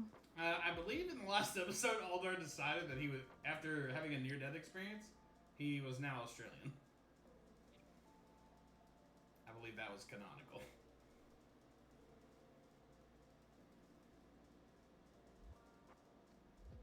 But I do need to know what you want to do, Amaya. You are muted. I can decide for you, but it will be an ice knife, like 100%.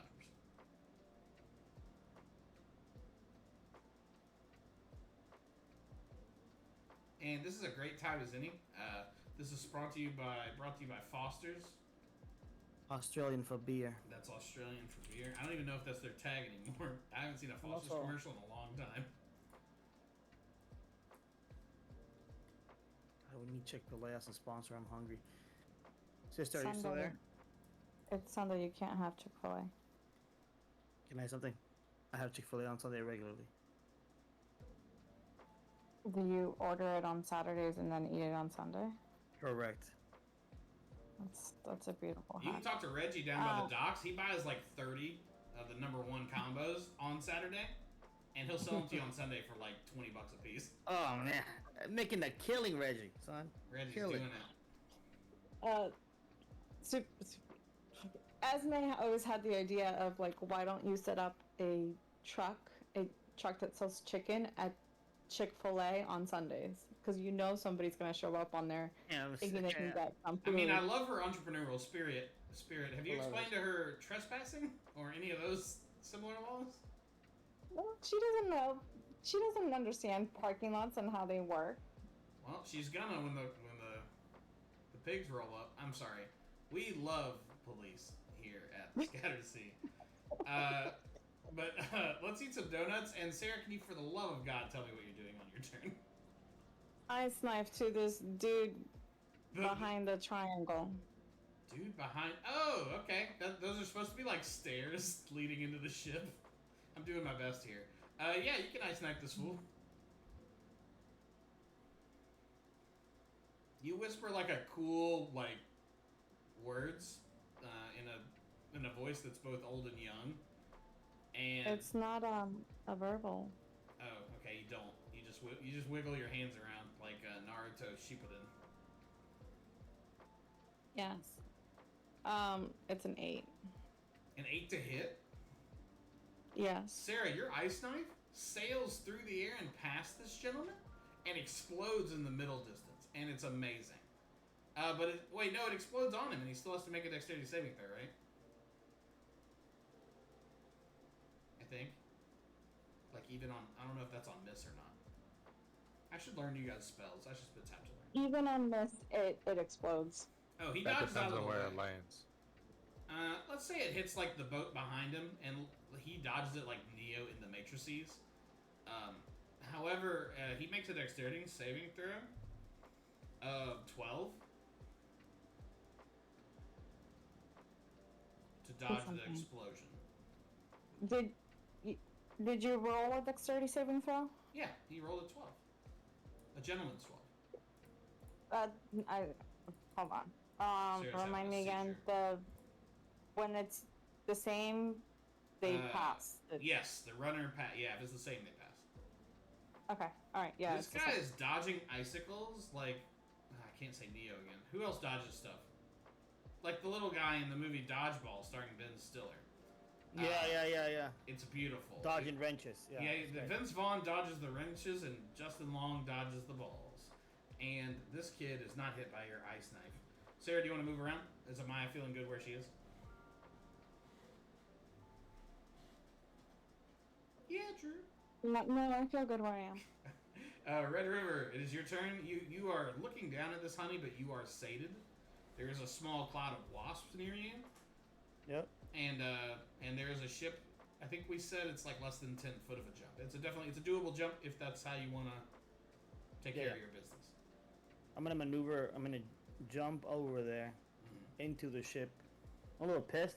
I'm satiated, Yeah. but I'm a little pissed. Tummy full of honey. Yeah.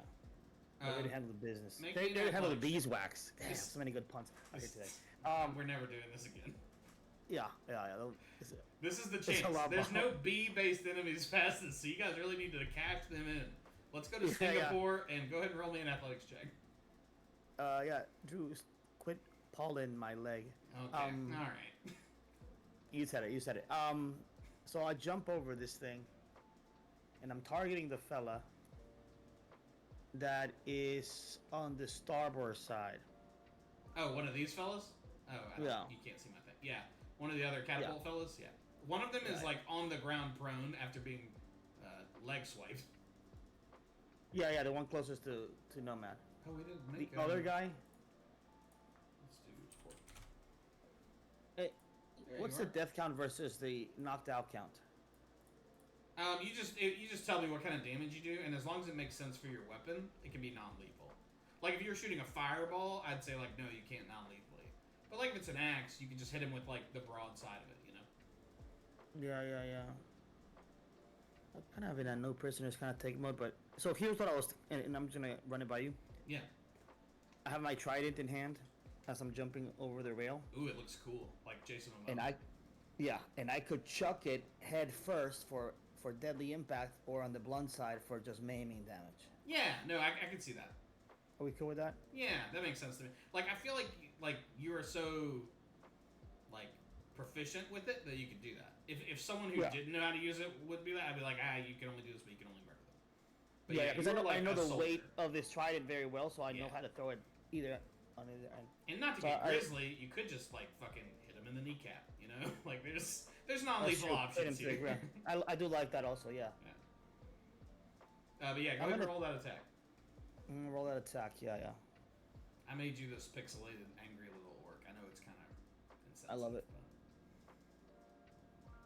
And Shut the Angus is rude- transformed into SpongeBob ripping his shirt off because he is shirtless and glistening still. Yeah. 18. Yeah, it definitely hits. Go ahead and roll damage as you guys eviscerate these sweet, beautiful beekeepers. Oh, 12. Yeah. How do you hit him to knock him out? So, I aim directly for his sternum with the blunt side of the weapon, but I put a lot of extra oomph in there. I calculate his mass, like, and his size, and I go, here's what the sternum would be. Let's go for it. Boom. Yeah, you bonk this fella right into like the railing behind him, and you see in his hand he was holding a jar, like an oversized jar, almost the size of like him, full of insects buzzing around angrily. But you bonk him in the sternum, and his lights go out, and the little jar lands next to him without breaking. That's beautiful news.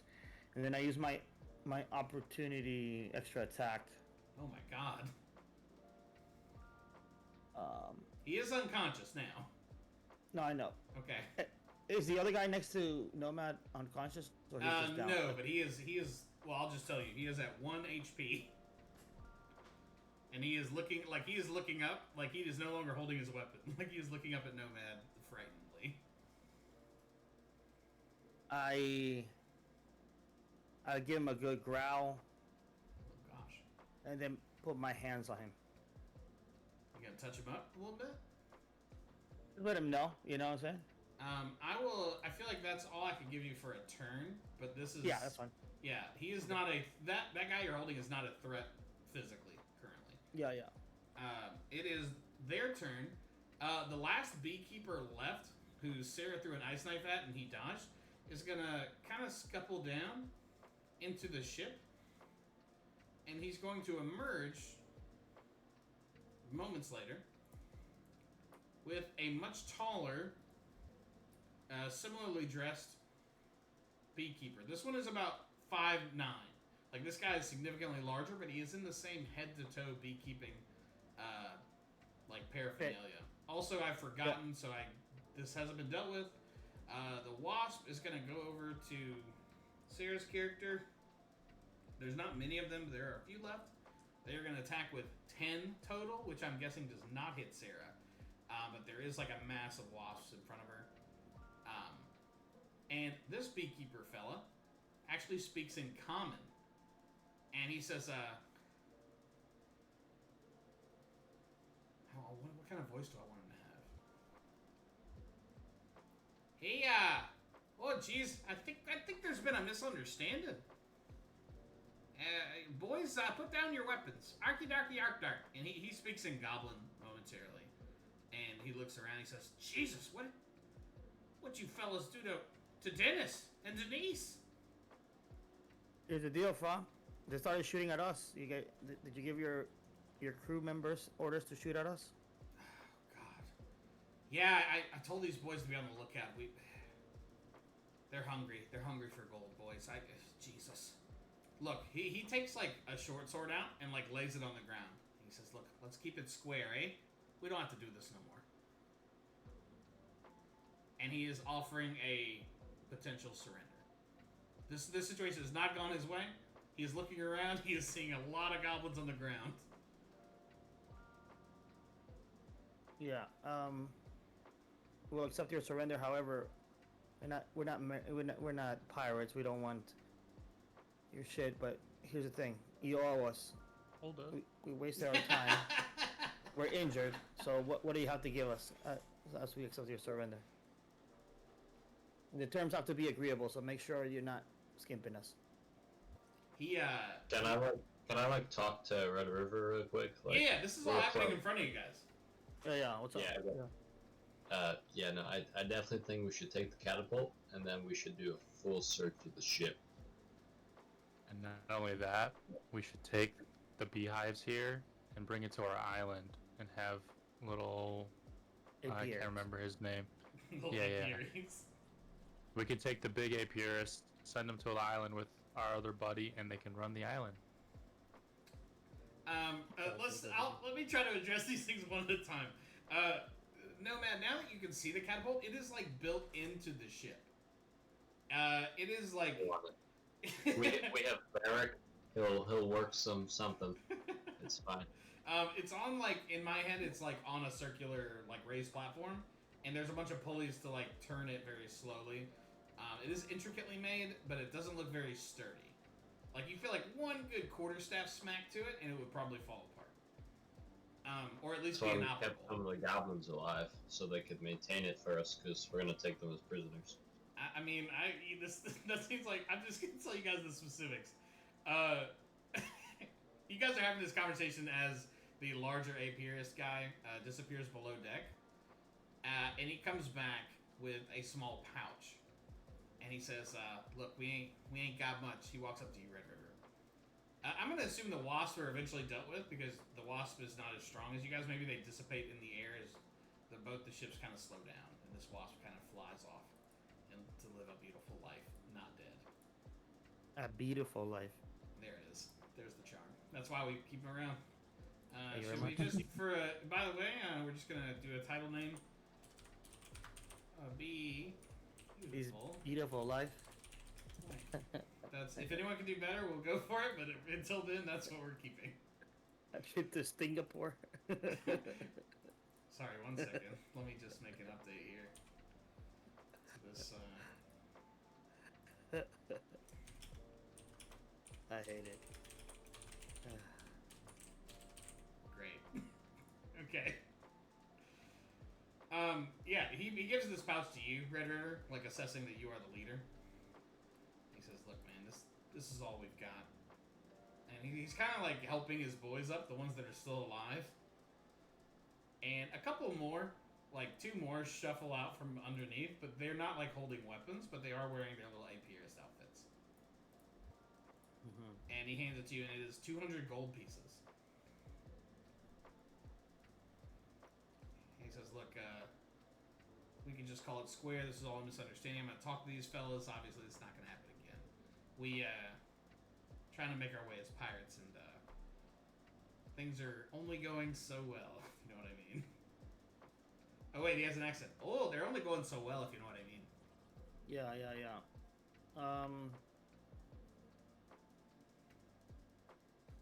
This is not gonna appease my crew, to be honest. So I'll take it as a starting payment. But why don't you and your boys get down there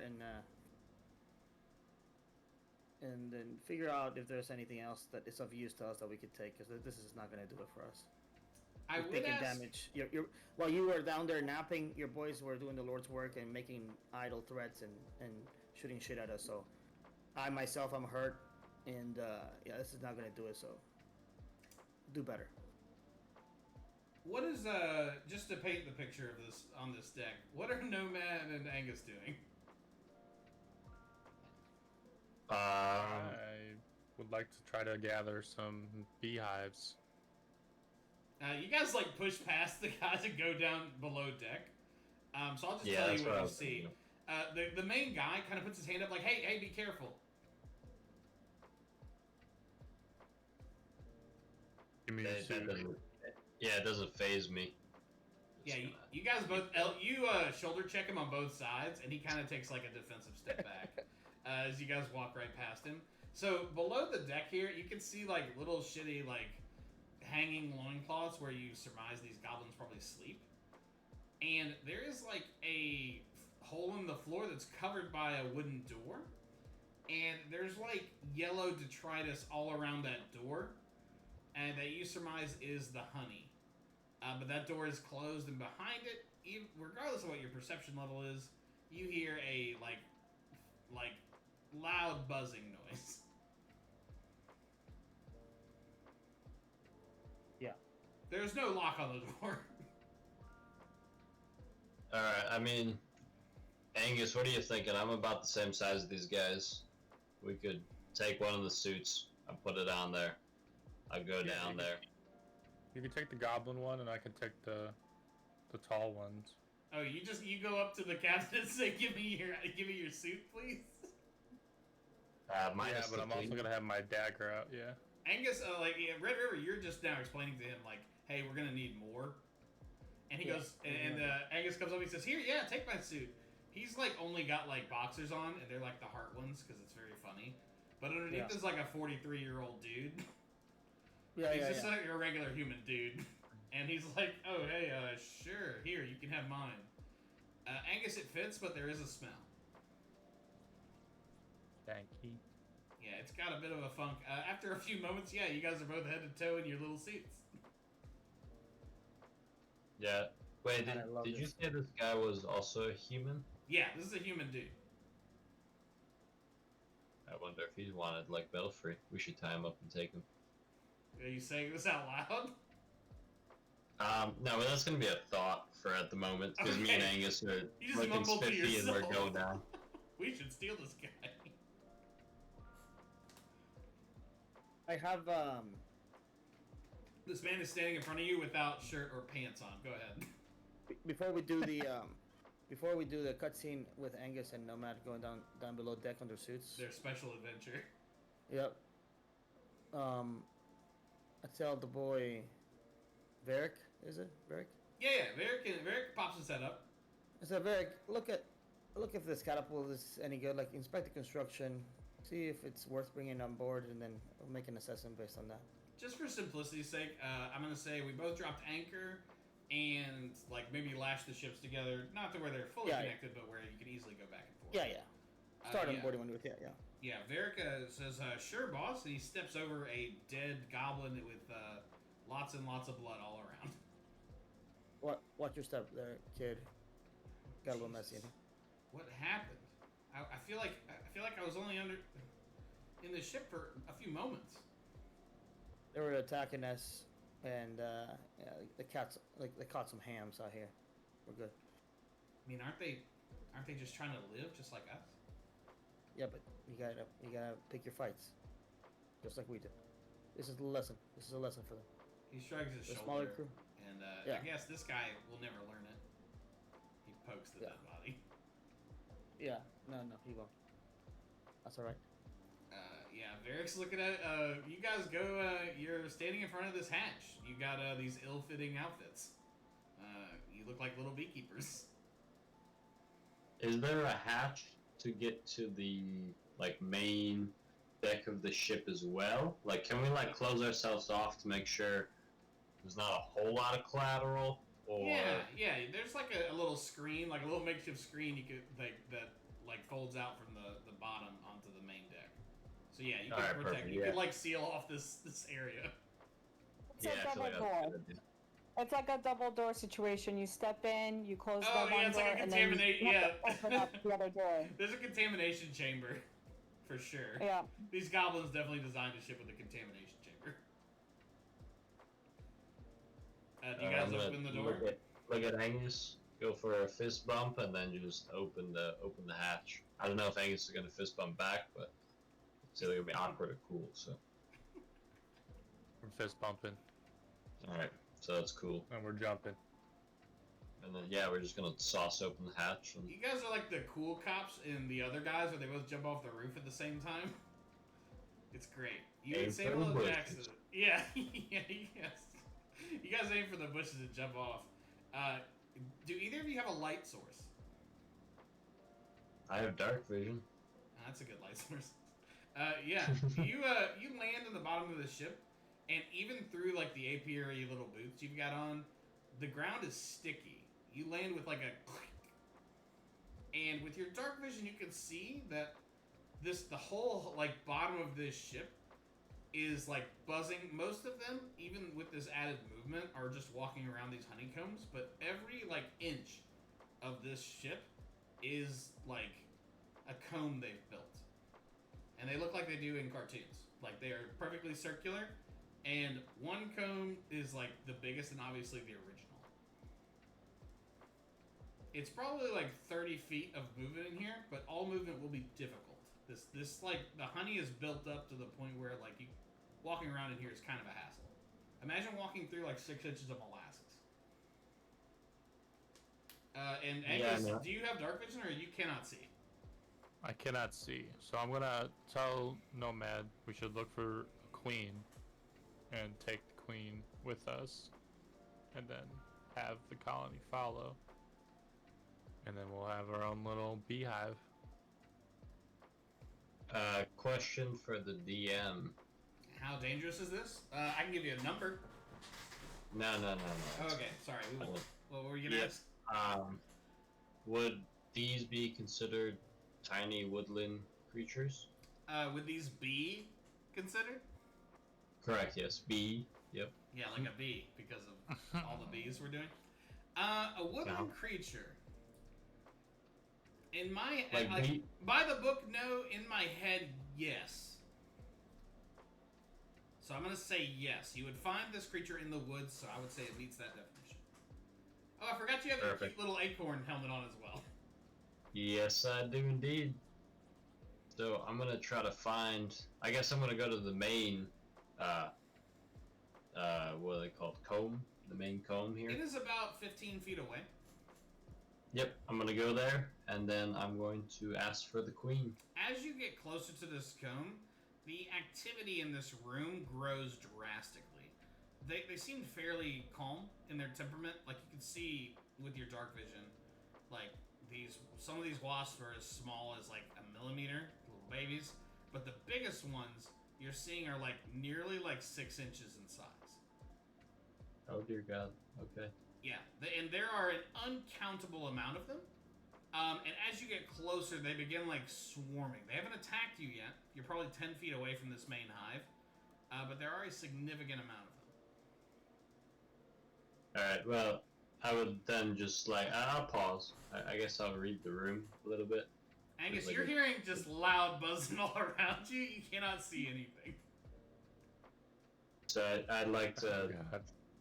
speak to them in whatever language it may be. It's B. It's beautiful. Yeah, I know, B. What do you Yeah, say? I'd like to just. I feel like I'd like to talk to the bigger ones. Mm-hmm. So like gauge my conversation and just be like, listen, not here to hurt anybody. I just gotta talk to the one in charge. These one of these very large wasps,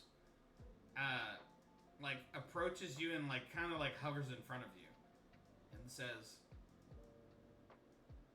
"You hear? You hear honey?"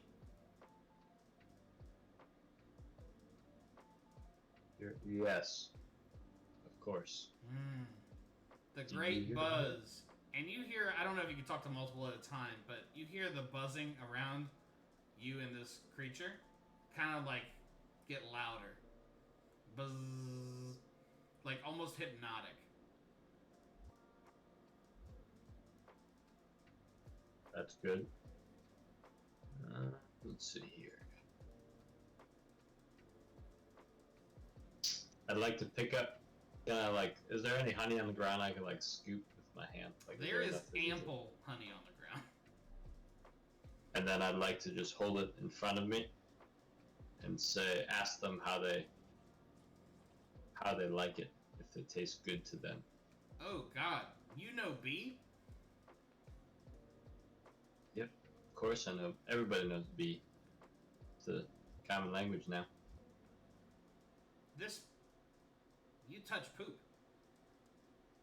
Ah, delicious, delicious poop.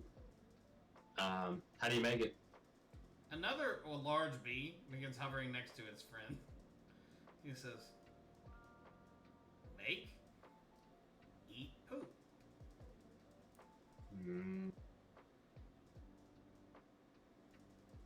Angus, did we bring a jar down here? I got a jar. Angus is living that jar lifestyle. I'm gonna assume Angus always has a jar. Okay. Yeah. Angus, I feel like we should just take a few of these bees, because then we could just have unlimited honey. We could have our boy Varric build us a hive, and then I think we're chilling. I don't think we need the queen. We do need the queen, otherwise they'll We need die the- without. And the you're queen. shouting this into They'll the get the- darkness of this Yeah. area. Without the queen, they'll just die from depression. They'll stop working, literally. Can Alright. you believe it? I'd like to ask the bee where their mom is. Both the bees, now you've got the attention of two bees, they turn to each other. Mama? Yes. They Mama. like brandish their stingers towards you and say no.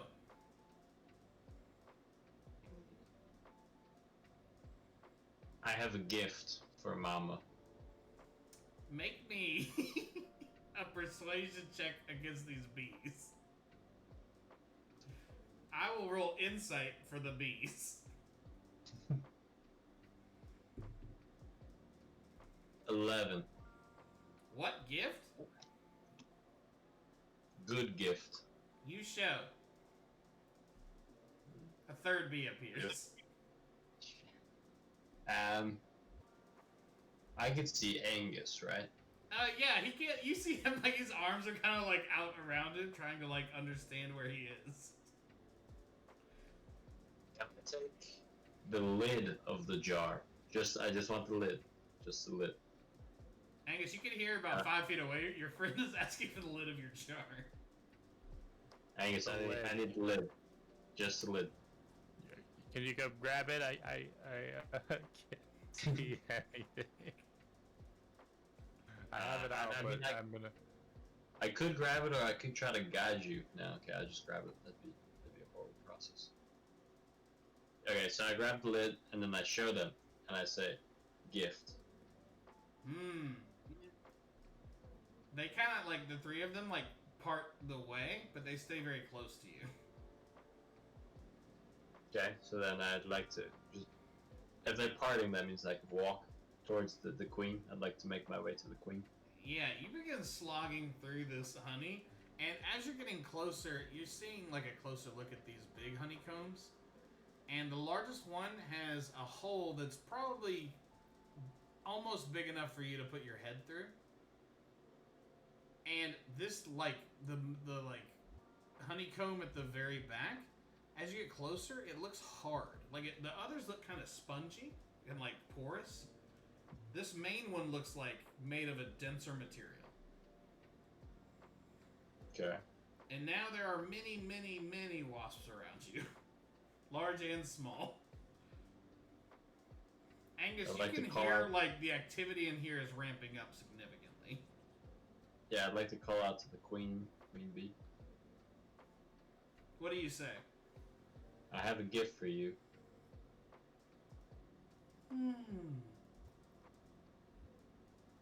It's from the king. Do you... Why would you say that? What king? You hear a voice from inside the cove go, "Come closer, dear." Alright, yeah, I'll go closer. And as you get closer, you can see the skeleton of a goblin in the inside of this comb. And in God. what's left of its rib cage, there appears to be like a chubby little bee, little wasp. Its thorax is much larger than the others. It's almost a foot from like end to end. It does not have a stinger, but it has 4 wings instead of 2. And it's kind of sitting there lazily as like multiple small little wasps buzz around it. And its little head turns to you and says, "It's been ages since I spoke to someone. What of this king?" The king. Yeah, he sent me and my partner, Angus. Angus, you're gonna have to walk over here, buddy. We're gonna need you because You this hear gift is loud buzzing. I'm sorry. Go ahead. it's a 2-part gift. My partner has the other part of the gift. Yeah. I'm gonna just start walking towards his voice. Make me a medicine check, Nomad.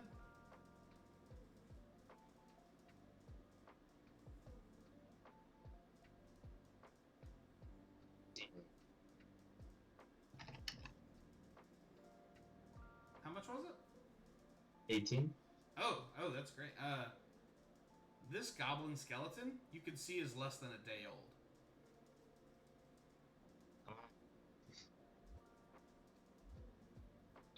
That's good. Okay. I'm just gonna ignore that fact. Yeah. Angus, you would not be able to see that. Yeah. Yeah.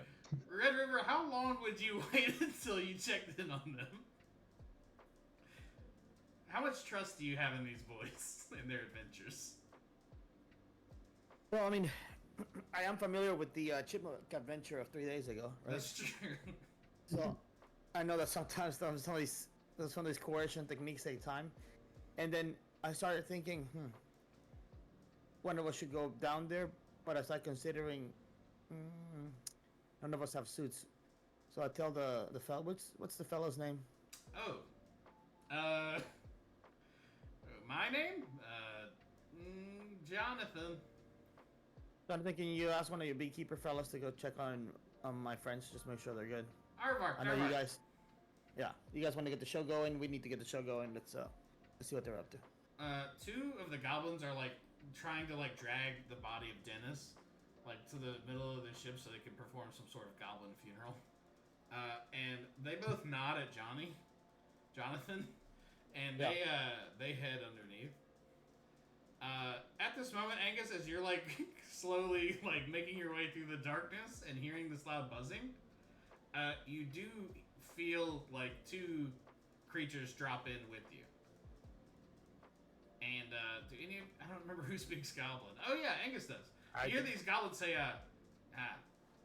"Killer's still here?" Killer? Yes, you killers still here? Oh, you're calling me a killer? Well, technically, I didn't kill anybody. I just threw honey at you. Yeah, they still here. One of them like heads up like a rudimentary ladder on the side of the room, and you hear this one under his breath go, "I hope she take you both." I'll take you after this. And is it like a flirting thing or an intimidation thing?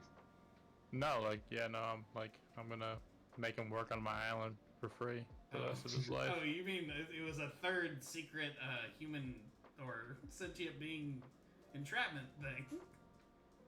Yeah. Okay, he's appropriately intimidated as he scurries up the little ladder. I'm gonna continue to walk towards Nomad. Moments later, Red River, you get a report that they're down there and they're alive.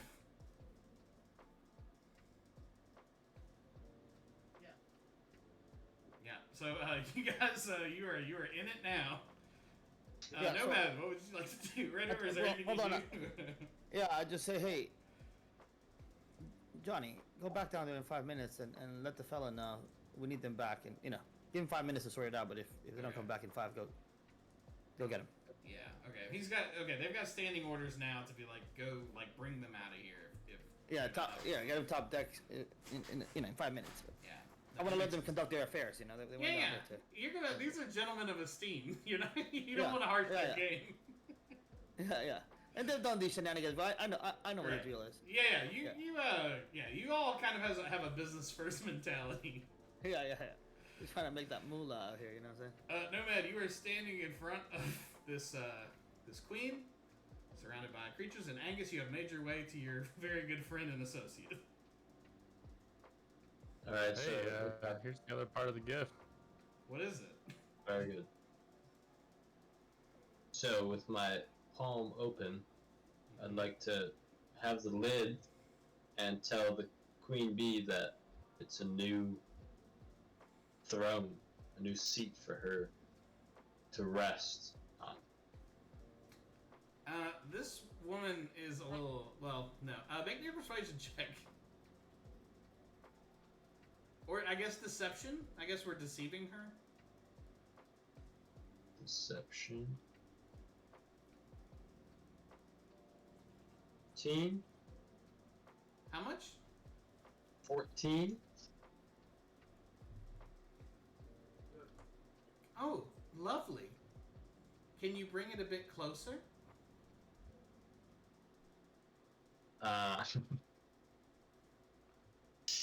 Yeah, I'll bring it a little bit closer. Just like I'm like tippy toeing because I know this, Yeah. like the whole dead person thing, dead goblin. So and then I say to Angus, hey Angus, just kind of be ready to yank me out of this thing and run. Just like no further context, and then just go for getting a little closer with the Yeah. Uh, lid open. You like reach your I'll whole go on body. your mark. You've got like your shoulder blade in there, and like she's in between this what's left of this goblin's rib cage, but she does flutter out a bit. She moved very slowly, and as you reach further in, you can see that like there are like uncountless number of wasps in this space. Like if you had 100 years, you're not sure you could count all these wasps. But sure enough, yeah, she like puts her like part of her thorax on top of this jar lid, and she says, "Oh, it's lovely." It is. It is made from the finest aluminium there is. So I'm picturing like a mason jar, by the way. I don't know if that's just yeah, that's what I had in mind as yeah. well. Okay. So This jar, just to give you some context, is probably just big enough to hold this queen. Yep. And so, I'm glad you loved the gift, but this is only the first part. The second part will allow you to see the world in a whole different way. How does she respond to that? She says, "Oh, what? Certainly. Where is it?" And I'd like to slowly put the rest of the... No, actually, we're not going slow. I'm just going to sauce it on top. Like, and then I'm going to give Angus the code word, which is... Oh, I think shit. Nanner. I think Nanner is a safe code word. You guys think back to an hour before on the ship, and you're looking at each other over bone, like, that still has... Like, it's before it was eaten the cartilage off of. Like, there's still some meat on it. And you say, "Are you done with that?" And Adobolus says, "Sure," and hands you the grizzly bone as you start gnawing on it. And you guys say, decide on the code word. What is it? It's going to be Nanner. Yeah, I think we should start using flashbacks constantly. Like, As the lid... Actually, no, that's not fair. We need to have a final say here. Make me a sleight of hand check.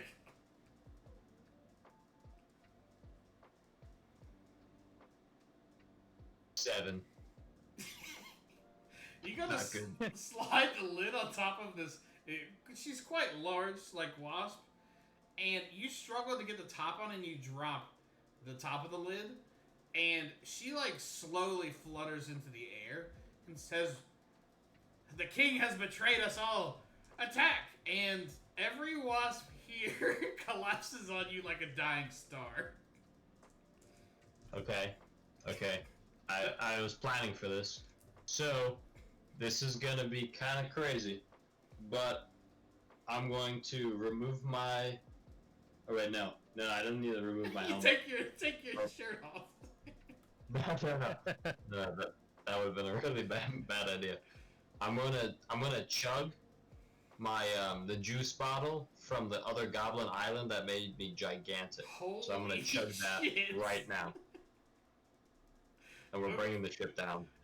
Okay. Stand by.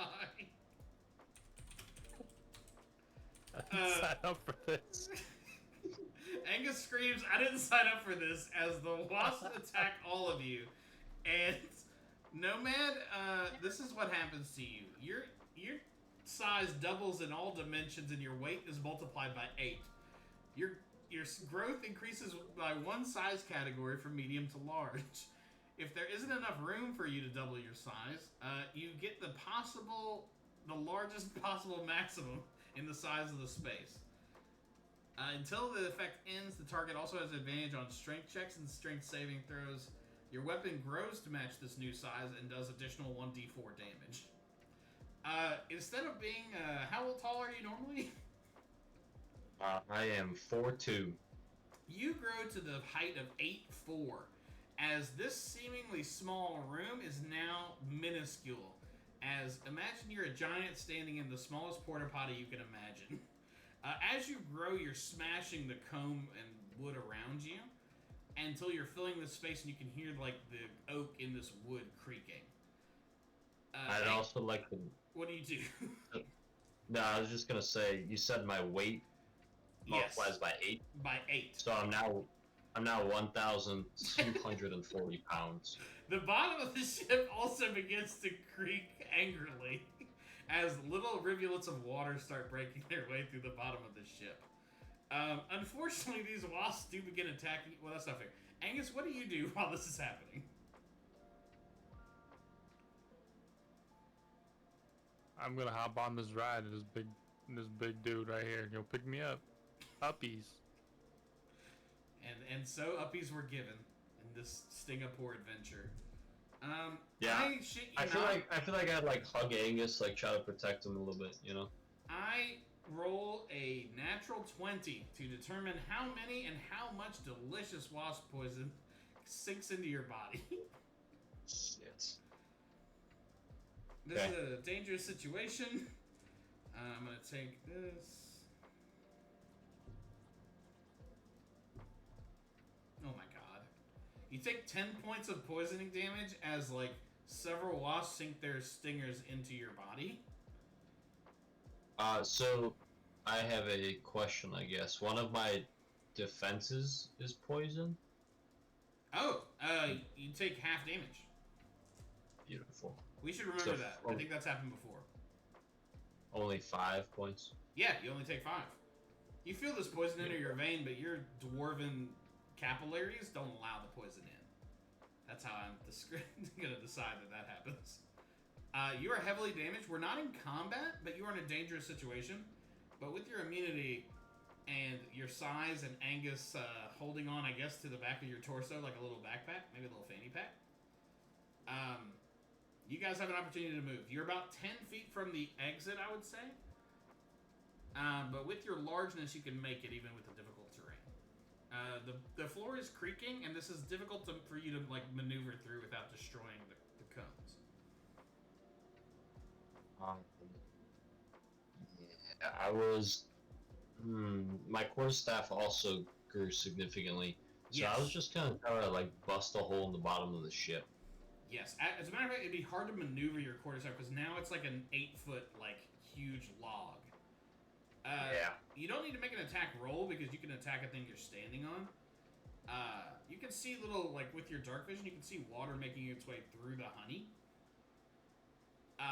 Go ahead and make an attack roll just for the damage. Just roll me the damage.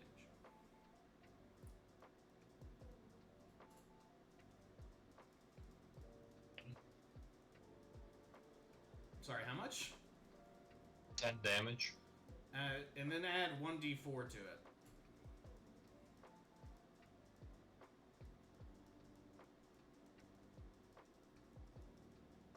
2, so 12 damage. You like slam your now. Is there a joke about a quarterstaff becoming like a whole staff? That's funny. Your whole staff as you smash the hull of this ship, and a large crack opens as seawater starts to pour through. It is the impact you've made is only about a half foot large, so in your current state you could not squeeze through it, but the water has become pouring in. I would say with this loud noise and just the general activity, Red River, even before the 5 minutes has like elapsed for the check-in, you can hear that something is happening. You can feel the ship like moving from these like vibrations. Yeah, I was gonna tell you I have tremor sense, so Yeah, you know that something. The moment he grew, you knew something was up. yeah.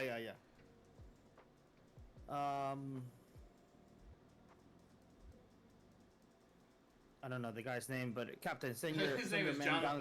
down. Jonathan? He Yeah, says. Jonathan. Johnny, send your men downstairs. Make sure everything's good there, and then I tell Maya to get the dinghy on the In the water. water, and like let's prepare to get out of this ship because I feel like it's moving in a way that's not natural for a ship to move. Aye, Captain. 3 goblins in beekeeper outfits hustle down. Their dinghy, by the way, just to be clear. Oh, the goblins dinghy? Yeah, because you Okay.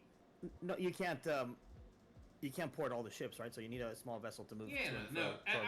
I feel like every ship, unless it's like a dire situation, has like a supplemental little baby ship that, in case something goes wrong. Maya, you start lowering that down into the water, and just for funsies, as that whole staff is hitting the bottom of the ship, that is when the goblins appear at the bottom and say, "What the hell are you doing?" Angus, you're the only one who would understand what they're saying. And We're doing it. they're actually also these wasps been given the kill order, so they are also stung. Like they're being attacked as well by these wasps. The suit is helping you guys some, but not all, as they all again try to attack you guys. This time they only roll an 11. Basically, I'm not rolling for them to hit you. There's so many that they're going to hit you. It's just how much they're going to hit you for. This time it was only 8 damage, so 4. Angus, I feel like you are small enough in comparison, even though you're still 6 feet tall. Like that, you're clinging and you're in your suit, so I feel like you're not getting hit yet. These other goblins are not so lucky as you hear them scream in pain. Do you hit the floor again? Yeah, no, I'm trying to like bust it wide open. Roll damage one more time.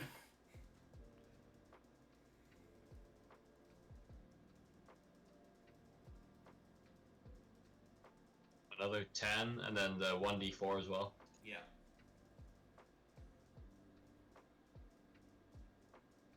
$11 damage.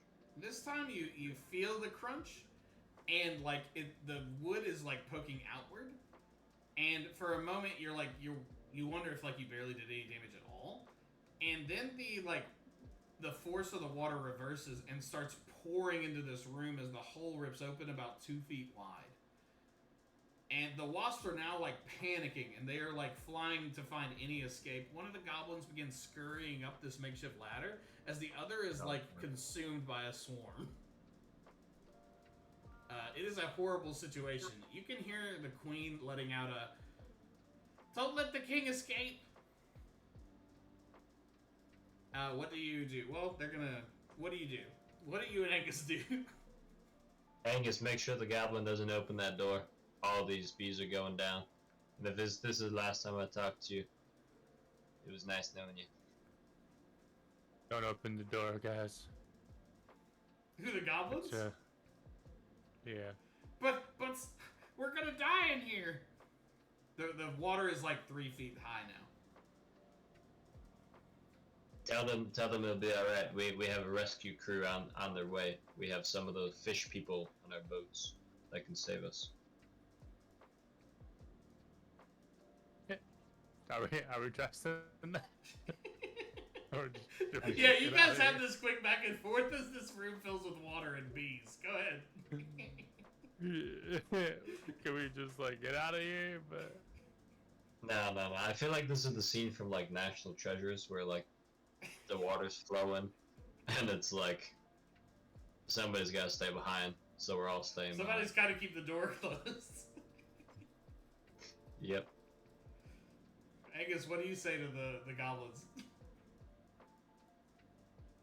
I'm gonna let them know we're going down, and you guys aren't going anywhere either. And I'm gonna throw them both down in front of Nomad, so they go first. What do you throw in front of them? I'm throwing both the goblins down. I'm gonna yank them down. Okay. Before you in Matrix time, you see the hole is now big enough for you to squeeze through to get out of the ship. Or you can attack these goblins. It's your call. I'm gonna throw the goblins as a sacrificial piece. Okay, make me a strength. I guess a strength check. Our strength is the worst. And tell me what your goal here is, just so I have a good picture in my head. 5? Damn it. My goal is that the bees and stuff will just hit them instead of us. Instead of like throwing them, you just jump down and stand next to them in this swarm from hell. As the bees envelop you and do 10 damage.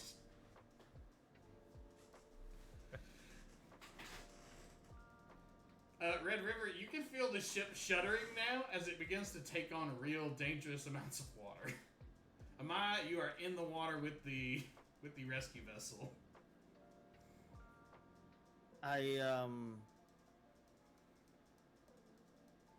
Jonathan looks concerned.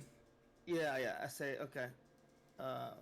Captain, I would suggest you and your men get into your dinghy, and then Amaya, can you see if there's a hole down there, if big enough for a human to, big enough for you to get in there and see what's going on? And then, Jasar, can you approach this? Can you go downstairs? Because if it's flooded, let's have somebody who can breathe underwater be there. The rest of us will just be a hindrance. And standard rescue people protocol. Our people first, their people second. Their people third, fourth, and fifth. Seventh, but whatever. Jonathan says, So "Oh." save the blast first. Jonathan says, "Oh, can we get on your ship?" Let's just put you on your dinghy first, and then we'll assess. Okay. He starts gesturing to the other goblins. What were you saying, Sarah? No, I was gonna say wasps third and fourth. Yeah. Get the wasp first. Captain, also make sure your team gets rations and whatever other things you guys have.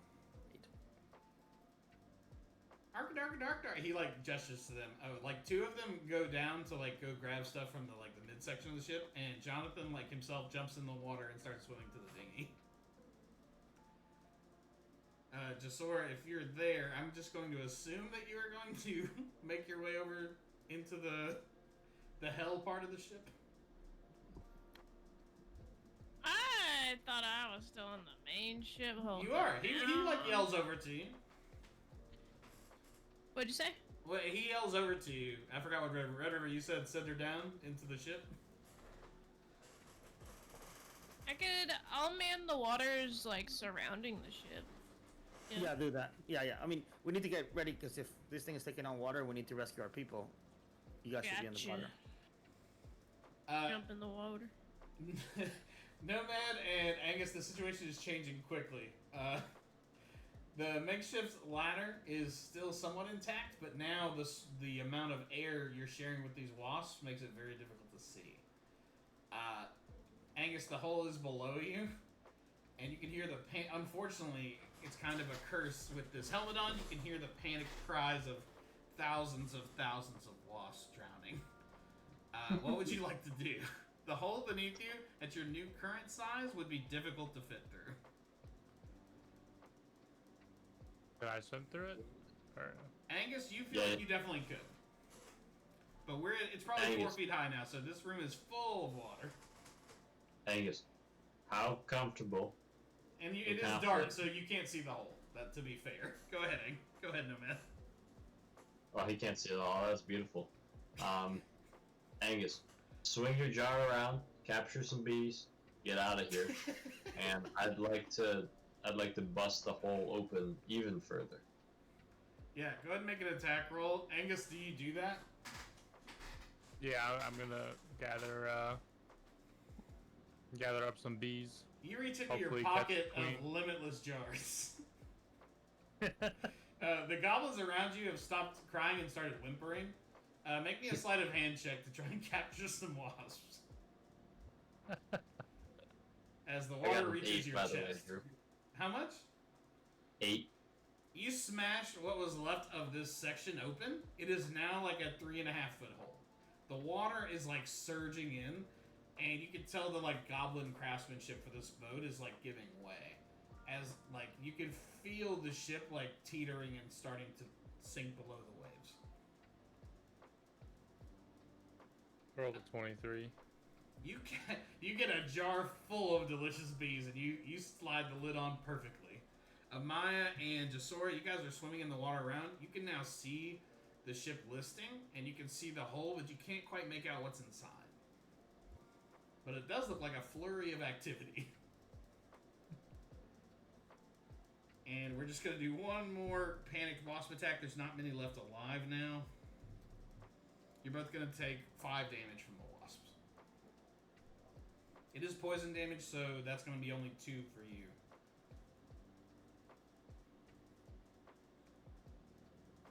What's Angus's hit point situation?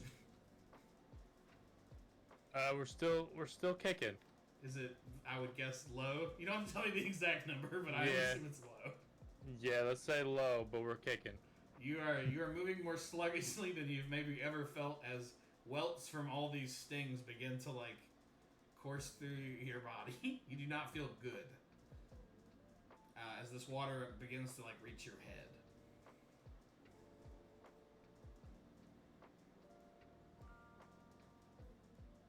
The goblins come out. Ritter, I'm assuming this ship is starting to really tilt, so you're probably going to get out of here. The 2 goblins come out with both like little slings on their shoulders, and they jump in the water towards the dinghy. But Nomad and Angus, we still need to unfuck your situation. Well, Get some guidance on this hole here. yeah, I mean, if you just grab my very large full shaft, and then Yikes. you can just bleed it out. Alright, yeah, I'm gonna grab a hold of his shaft. Okay. Well, hi, everyone who would ever want to sponsor this episode. Obviously, he means the shaft of his quarterstaff. Go ahead, guys. Thank you. And then just use it as like a railing, kind of, like you're walking up the stairs at night and all the lights are off. Just kind of use it and get out. And hopefully our fish people from our boat are in the water. Probably not, though. They're probably eating a snack or something. But they might be there. And you guys are able to lead each other out, mostly because this room is filled with water. Angus, you do, in the darkness, feel the 2 goblins near you, but they are motionless. And you guys are able to make your way out of the ship. Amaya and Jasora, you see one of the largest people you've ever seen, with an unbuckled shirt flying through the sea. They're a little disoriented, but they have escaped the bottom of the ship. They are heavily, heavily damaged. You can tell even in like the darkness of this water. I'll swim up to Angus. Just because he's smaller, and I will grab on to his arm and with all my might try to swim towards the surface. Angus, do you release the shaft to be pulled? Yes. And like in SpongeBob, I'm gonna whisper in her ear, I ripped my pants. And the camera pans down, and sure enough, his pants are fully ripped. And you can see his white and red boxers underneath his fantasy boxers, and you guys are taken to safety to your ship. The thing only lasts a minute. The potion you took, and I feel like this ordeal probably took about a minute. So you begin to shrink in size as the I assume the Marines help you as well and pull you back to your ship. It only like a few minutes later does this ship like slowly begin to take on water, and is like only 5-10 minutes later is like barely visible, as you can only see like the mast and some of the forecastle. As Captain Jonathan in his underoos stands in his dinghy next to your ship and says, "Can we hitch a ride with you guys? Is that cool?" Are these the goblins? This is 2 think we goblins got and the room. human man. Y'all got a boat? What? We could tie them off to our boat and just pull them. That would, oh geez, that would be amenable. Yeah, and then we could throw things at them, like randomly. Kind of like they did to us. Could we take them to the island and have them set up? Well, we can't set them up. There anymore. But they could go work on the island and build a hotel or something. Yeah, we'll head wherever you guys want. Good idea. Yeah. Let's tie you guys off, and then we'll start heading towards the Barter's Beach. The goblins begin like greedily like getting into the rations as Jonathan yells at them. But you guys have successfully completed your bee adventure, and I'm very proud of you. That was quite an adventure. We can do, let's do one more roll. Who wants to roll to see what you're discovering? I think. Can I apologize to the captain of our ship? No worries, no man. It's good. It's good. Yeah. You know, it was supposed to go different, but I know, dog. I had, I had some juice left over on my fingers. The jar was slippery. Couldn't secure it. It's all right. Happens to the best of us. Varric says, oh, you go ahead. No, I was gonna say if you chose the nuclear option, it's for a reason. So. Yeah. Varric says, I wasn't able to get a great look at that catapult, boss. I'm sorry. That's all right, Varric. You did what you could. Thank you for your service, sir. Varric, he looks at you, Nomad, and says, you ever get sick of it? Sick of? You tell. Just fucking up. And he walks into the bottom of the ship. Alright, I'd like to grab my quarterstaff and I sit down, but no, break it up. I see the tension, and I was like, break it up. Keep it clean, boys. Keep it clean. Yeah, no, we just survived a near drowning. Let's keep our heads in our shoulders, gentlemen. I'll roll for our next. Yeah, go ahead and roll a d20. You're both shaken from this encounter. Angus, you probably aren't going to love dark spaces for a while, but that's your prerogative. I'm over it. We're good. Shake it off, An baby. 11. Great. And can you roll me a d20, Swiver? Another d20? Yes, please. Okie dokie. Yas, queen.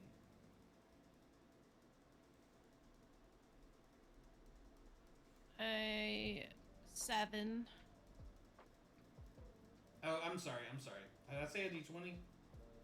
Yeah. I'm sorry. Roll me a d6. Oh. Okie dokie. A 3. Sometimes low rolls in this can be advantageous. You guys travel over the next 2 days, and you see 2 ships on the horizon to your west, the direction you're traveling. Do you guys have any medicinal solutions to the many bee stings that have been endured by Angus and Nomad? Sarah, do you have any balms or anything? Other than just cure wounds for me. Yeah, more of like a granola solution. Maybe there's I a feel feel like some seawater would help. Yeah, that checks out. I feel like Try I've 'em been out. stung by. I feel like I've been stung by a bee before, trying to get the honey. I So- fully agree that this was you were flashback to you as a 12-year-old dwarf reaching into a honeycomb in the same way. And getting Does stung. anybody smoke? Tobacco does the trick, yeah. Does anyone smoke tobacco canonically? Does their character like have? I can see Aldar smoking. Aldar is smoking a pipe, but it doesn't smell like tobacco. You know what I mean? It smells like a left-handed. Shit. Yeah. His like section of the ship is always stanking. But you guys see on the horizon, the western horizon, two ships. And Angus, you're able to make out one of them has the green and yellow sigil of the Viridian Empire. What would you guys like to do? We'll probably want to avoid them right now, yeah? Agreed, yeah. It's south just a little bit. Yeah, you guys are basically you get one unit of movement to the west, but you would need to either confront that ship or go a different direction for your second move of the day. I think we'll go a different direction. North or... I guess we could head north and continue finding new places. We'll go with that. Yeah, if we go north, that'll put us right by the Tortosa Island that we found. I want to say that's where we've had the other goblins. Yeah. So do we want to go up that way, or do we want to go back by the abandoned ship, which would be more south? And that would put us... Oh, actually, you know, we should go north, because if we go south, that'd put us by a Viridian-controlled island. Yeah, We should probably get far away from that. Roll do me that. another d20. Me? Whoever. I'll roll. Yeah, and JP's right. The 1 to 20 is not necessarily... Bad. The first roll kind of is, but then the second one is kind of just like probability. A 4. Oh, well. Catch that. Roll Double time. 1d10. Well, 1d10. Oh, that was a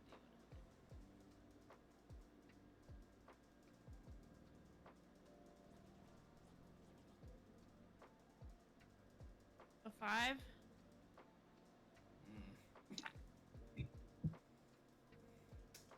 Yeah, you guys travel north for several hours as you kind of divert your attention from this Viridian Empire patrol.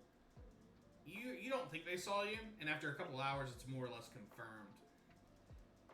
However, like dark clouds begin to penetrate the sky, and it moves in quick, and a cold chill kind of comes through the air, and your sails begin whipping in random directions quickly.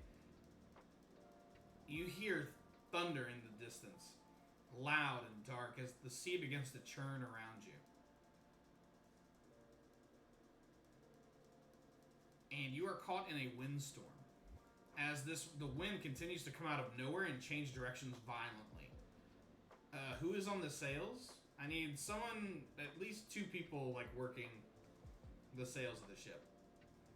I'll be one of them. Steering.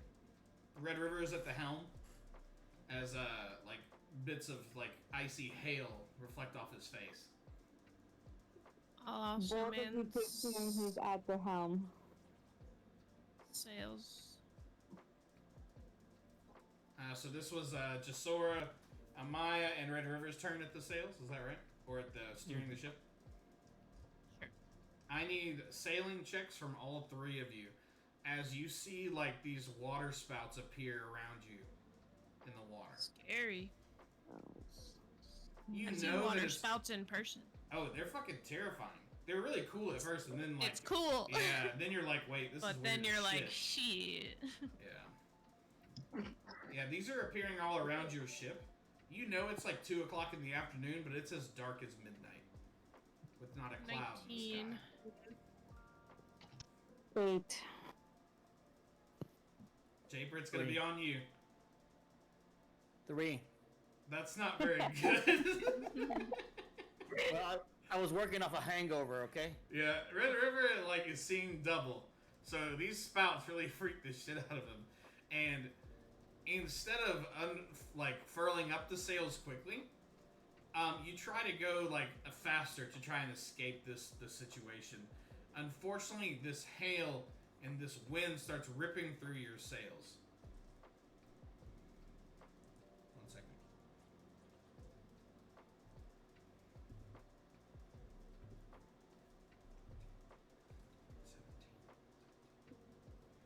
As your sails take 32 damage, as half of them are torn off the very mast. And this lasts for an hour as you guys fight with your full mast against this storm. And it passes as quickly as it arrived, but your sails are left in tatters. I'd be asleep this whole time. Yeah, you sleep through. You and Aldar snuggle up to each other, and you're rubbing tobacco on each other, and you sleep through this. Nomad too. Yeah, and all three of you are cuddled up in one little bunk. On the dinghy. Yeah, it's really quite beautiful, if I'm honest. However, your sails are down to. Did you update this in real time, Adam? Yeah, 5 HP. They're Your at sails are down to 37. 5 HP. And Oh. you are -1 speed. Oh no, I'm sorry. You are not -1 speed, but your sails are fucked. Dang. But it passes, and there's a clear, beautiful day just moments after, and the sleeping people come up from under deck and say, "Hey, what happened?" Or I'm sorry, Dabla says, "Hey, what happened, boys?" He doesn't sound like that. I don't know. Looks like you guys may We had have a bad storm. Yeah. damaged the Get some new sails. sails significantly. Yeah, for sure.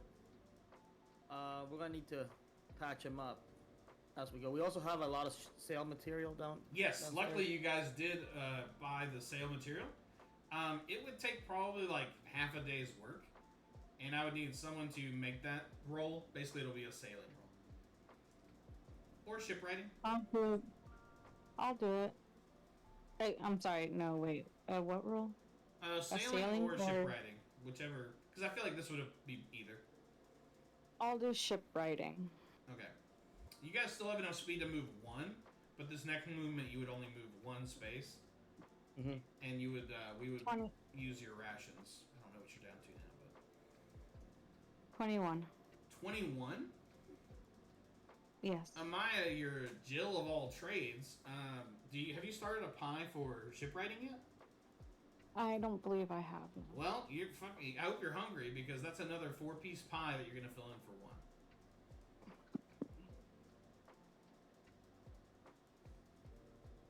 But if you guys want to move again, I will need another roll. Not me this time. Not Swiffer is the request. I go to take a nap now. Yeah, you've been Angus, through it. You wanna roll? I mean, I could roll, but I'd prefer to sleep. I'm a bit tuckered out from that bee event. No worries, dog. It's a long day for you guys. I'm gonna roll. Oh. Okay, you roll. D20. Yeah, D20. Sarah, with the 21, you're able to use the sail material you have to fully repair the sails over the next 8 hours. 8. Damn. That's not very good. No, I'm just kidding. 8. Stand by. I gotta streamline this thing.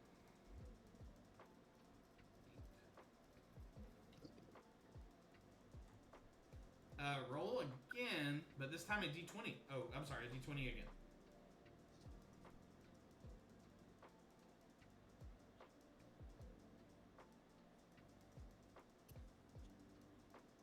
12.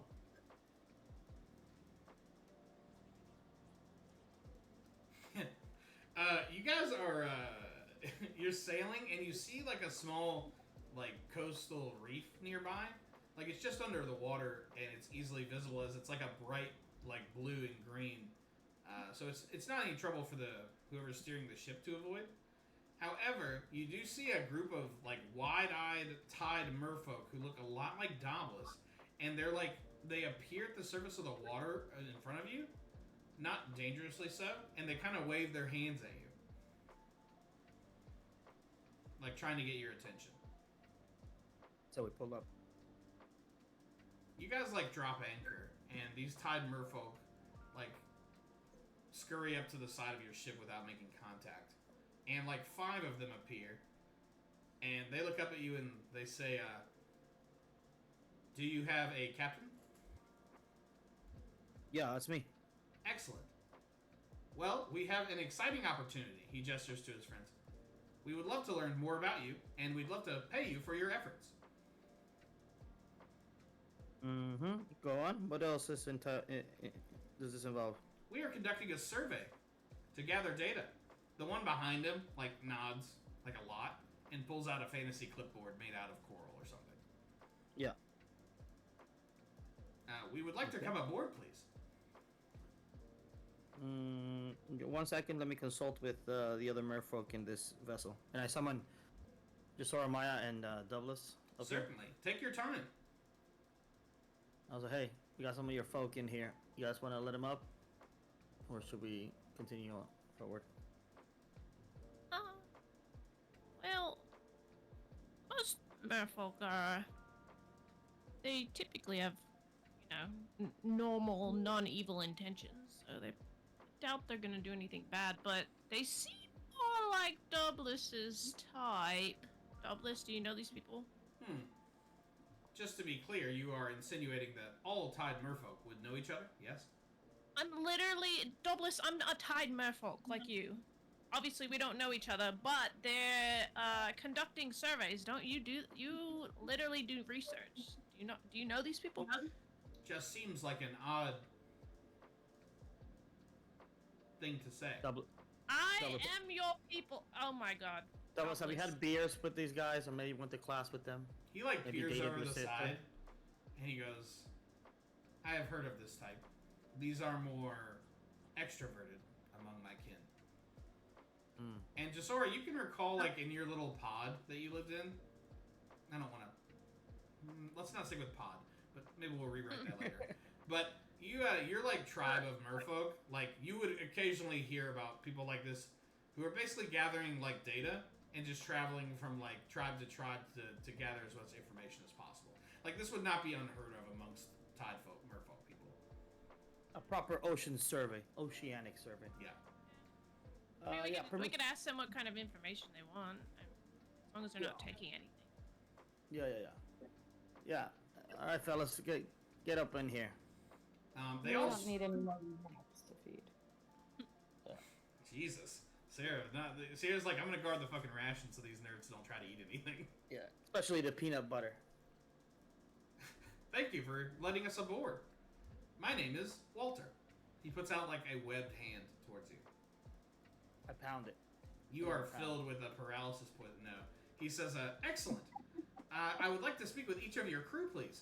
I would like your name, date of birth, blood type, and various other questions we have here. What is this information used for there, Walter? Well, he gestures to, like, he like snaps in the air without looking back, and a smaller like type merfolk person who you surmise is probably his fantasy assistant, hands him like a large ledger that he's been keeping. He says, I am hoping to collect enough data to formally bring a full census to our people. Love that. Some of my crew's resting, so we're gonna have to make do with the people that are available, because some are healing, some are napping. So let's conduct a survey with these individuals here. You And ready to do this? over the next like hour, like this group of merfolk like takes you all aside and like asks you, but like they hold up a picture that's like, what does this picture make you think of? And it's like a Rorschach. Yeah. But with bubbles. Yeah, it's all bubbles. Concentric bubbles, yeah. Yeah, and they're like noting all of your reactions to this. They're like measuring like the length of your like elbow to your fingers. Like, they're measuring a bunch of stuff, and they're asking a lot of questions. And they go to you, Amaya. They say, We have not been able to survey you yet. That's for a reason. He jots something down. Hostile to questioning. Do you have time for just a few moments? No. He like crosses out, but it puts extremely hostile to questions. May I go further into your ship? No. Permission denied, sir. Yeah. I mean, Aggressive. we're good to give you answers, but there's nothing in it for us, so you're gonna take what you can get, and then we'll promptly ask you to make your way off. And what is this smell I'm smelling in the air near your quarters? Call that Nannertar. It's delicious. They go to you, Nomad, and say, could you give us the chemical details regarding this Nannertar? Just for the record, for the whole questioning, I go mute and I just look at them You're not gonna with talk like to these a fucking... like a twitchy eye. Yeah, yeah, I'm sorry, Walter. That boy don't speak. Hasn't said a word in months. They, after like 45 minutes to an hour or so, the head guy, Walter, pulls you aside right over and says, excuse me, I have a difficult report for you. Yeah, hit me. What you got? One of your I'm used to bad news. associates appears to be suffering from psychological issues. Oh, which one? I have a few guesses. Which one? He whips out a paper and it says, I've got a few names here. Yeah. Looks like a nomad seems to be suffering from some sort of traumatic stress, as does Amaya. Yeah. And he hands you a sack with 100 gold pieces inside and says, we thank you for your time, and I hope we see each other again soon. Walter, let me tell you something. You're nothing but a pleasant fella. I wish you guys the best of luck. And, would you guys hang around here? We travel from place to place, staying in the shallow waters for our safety. But Okay, let me give you some bonus material. You have about 30 minutes to interview. Tied off to us is a dinghy. There's some people there. You can question them as well. Oh, yes, we Hold on, Mato. assumed your prisoners were not to be spoken with. That's all right. They're not our prisoners, but we're giving them a ride. Outstanding. Thank you. And sure enough, you see them swim over to the dinghy. They were not allowed in your ship, so they did not see Belfry in his horrible state. However, you get the sense that would not even be a concern to them. They could care less. They're not here for political gain. They're here to gather data, and What? that's their whole process. I know folk like that. Yeah. But yeah, that is the end of that day. Let's get one more roll. I'm trying to end this on something. Meteor? Yeah. Well, we'll see. Let's see what you guys roll. How close are you guys to Barter's Beach? I guess that's an Adam question. We would be 5 tiles away. Oh, okay. So we're not going to get there right now. But go ahead and give me a roll. Whoever wants to do the D20. Noma, you want to hit it? Yeah.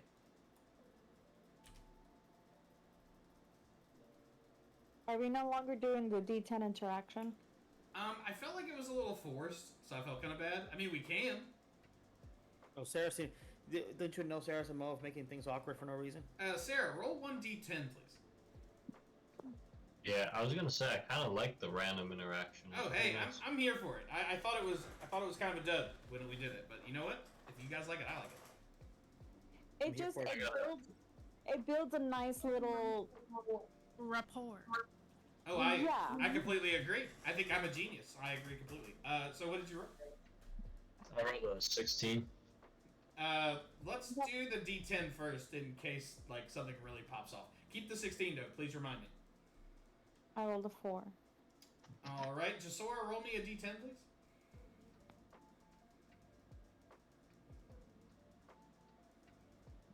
Okay. But 2. Jasora, you run into Angus, and it looks like he's trying to maybe get some honey off of his boots and is having some trouble.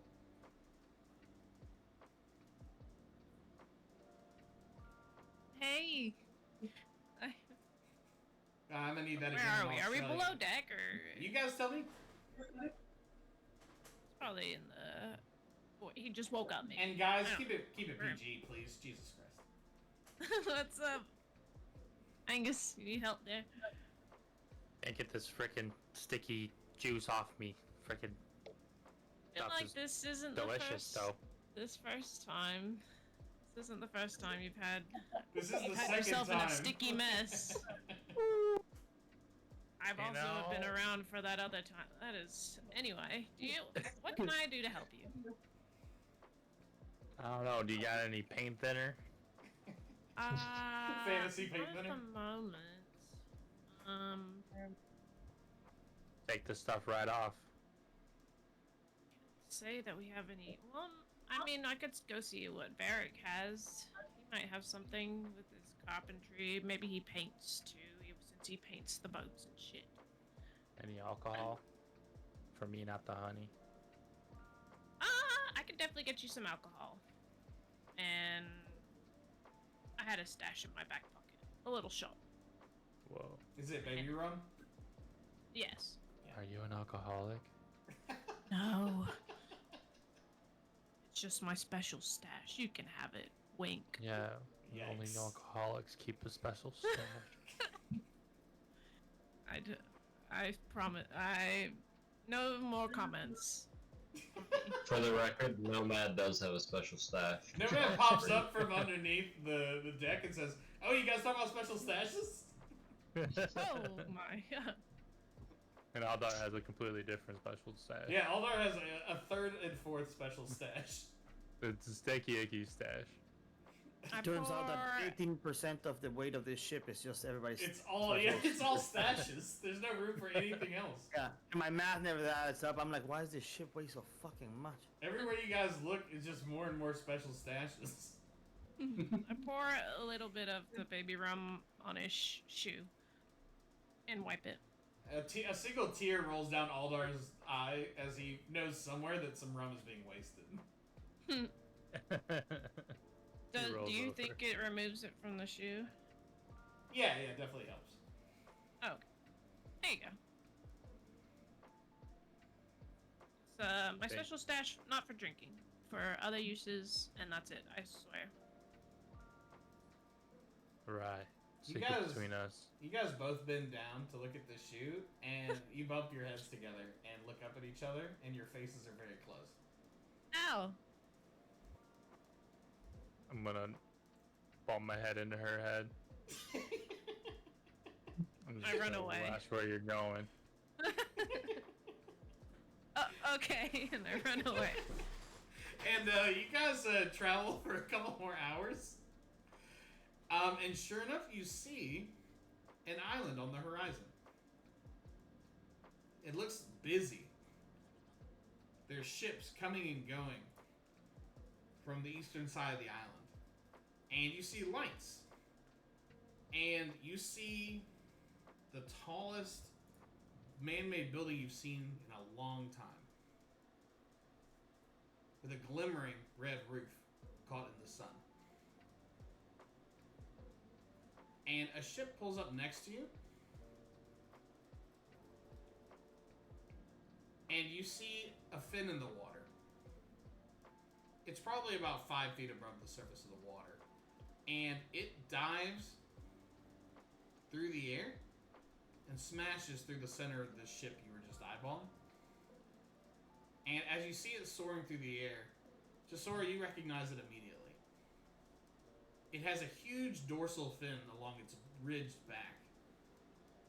And at its side, you see these two large flippers, but it has the face and head and jagged teeth of a crocodile. Scary. And that's where we're going to end it this week.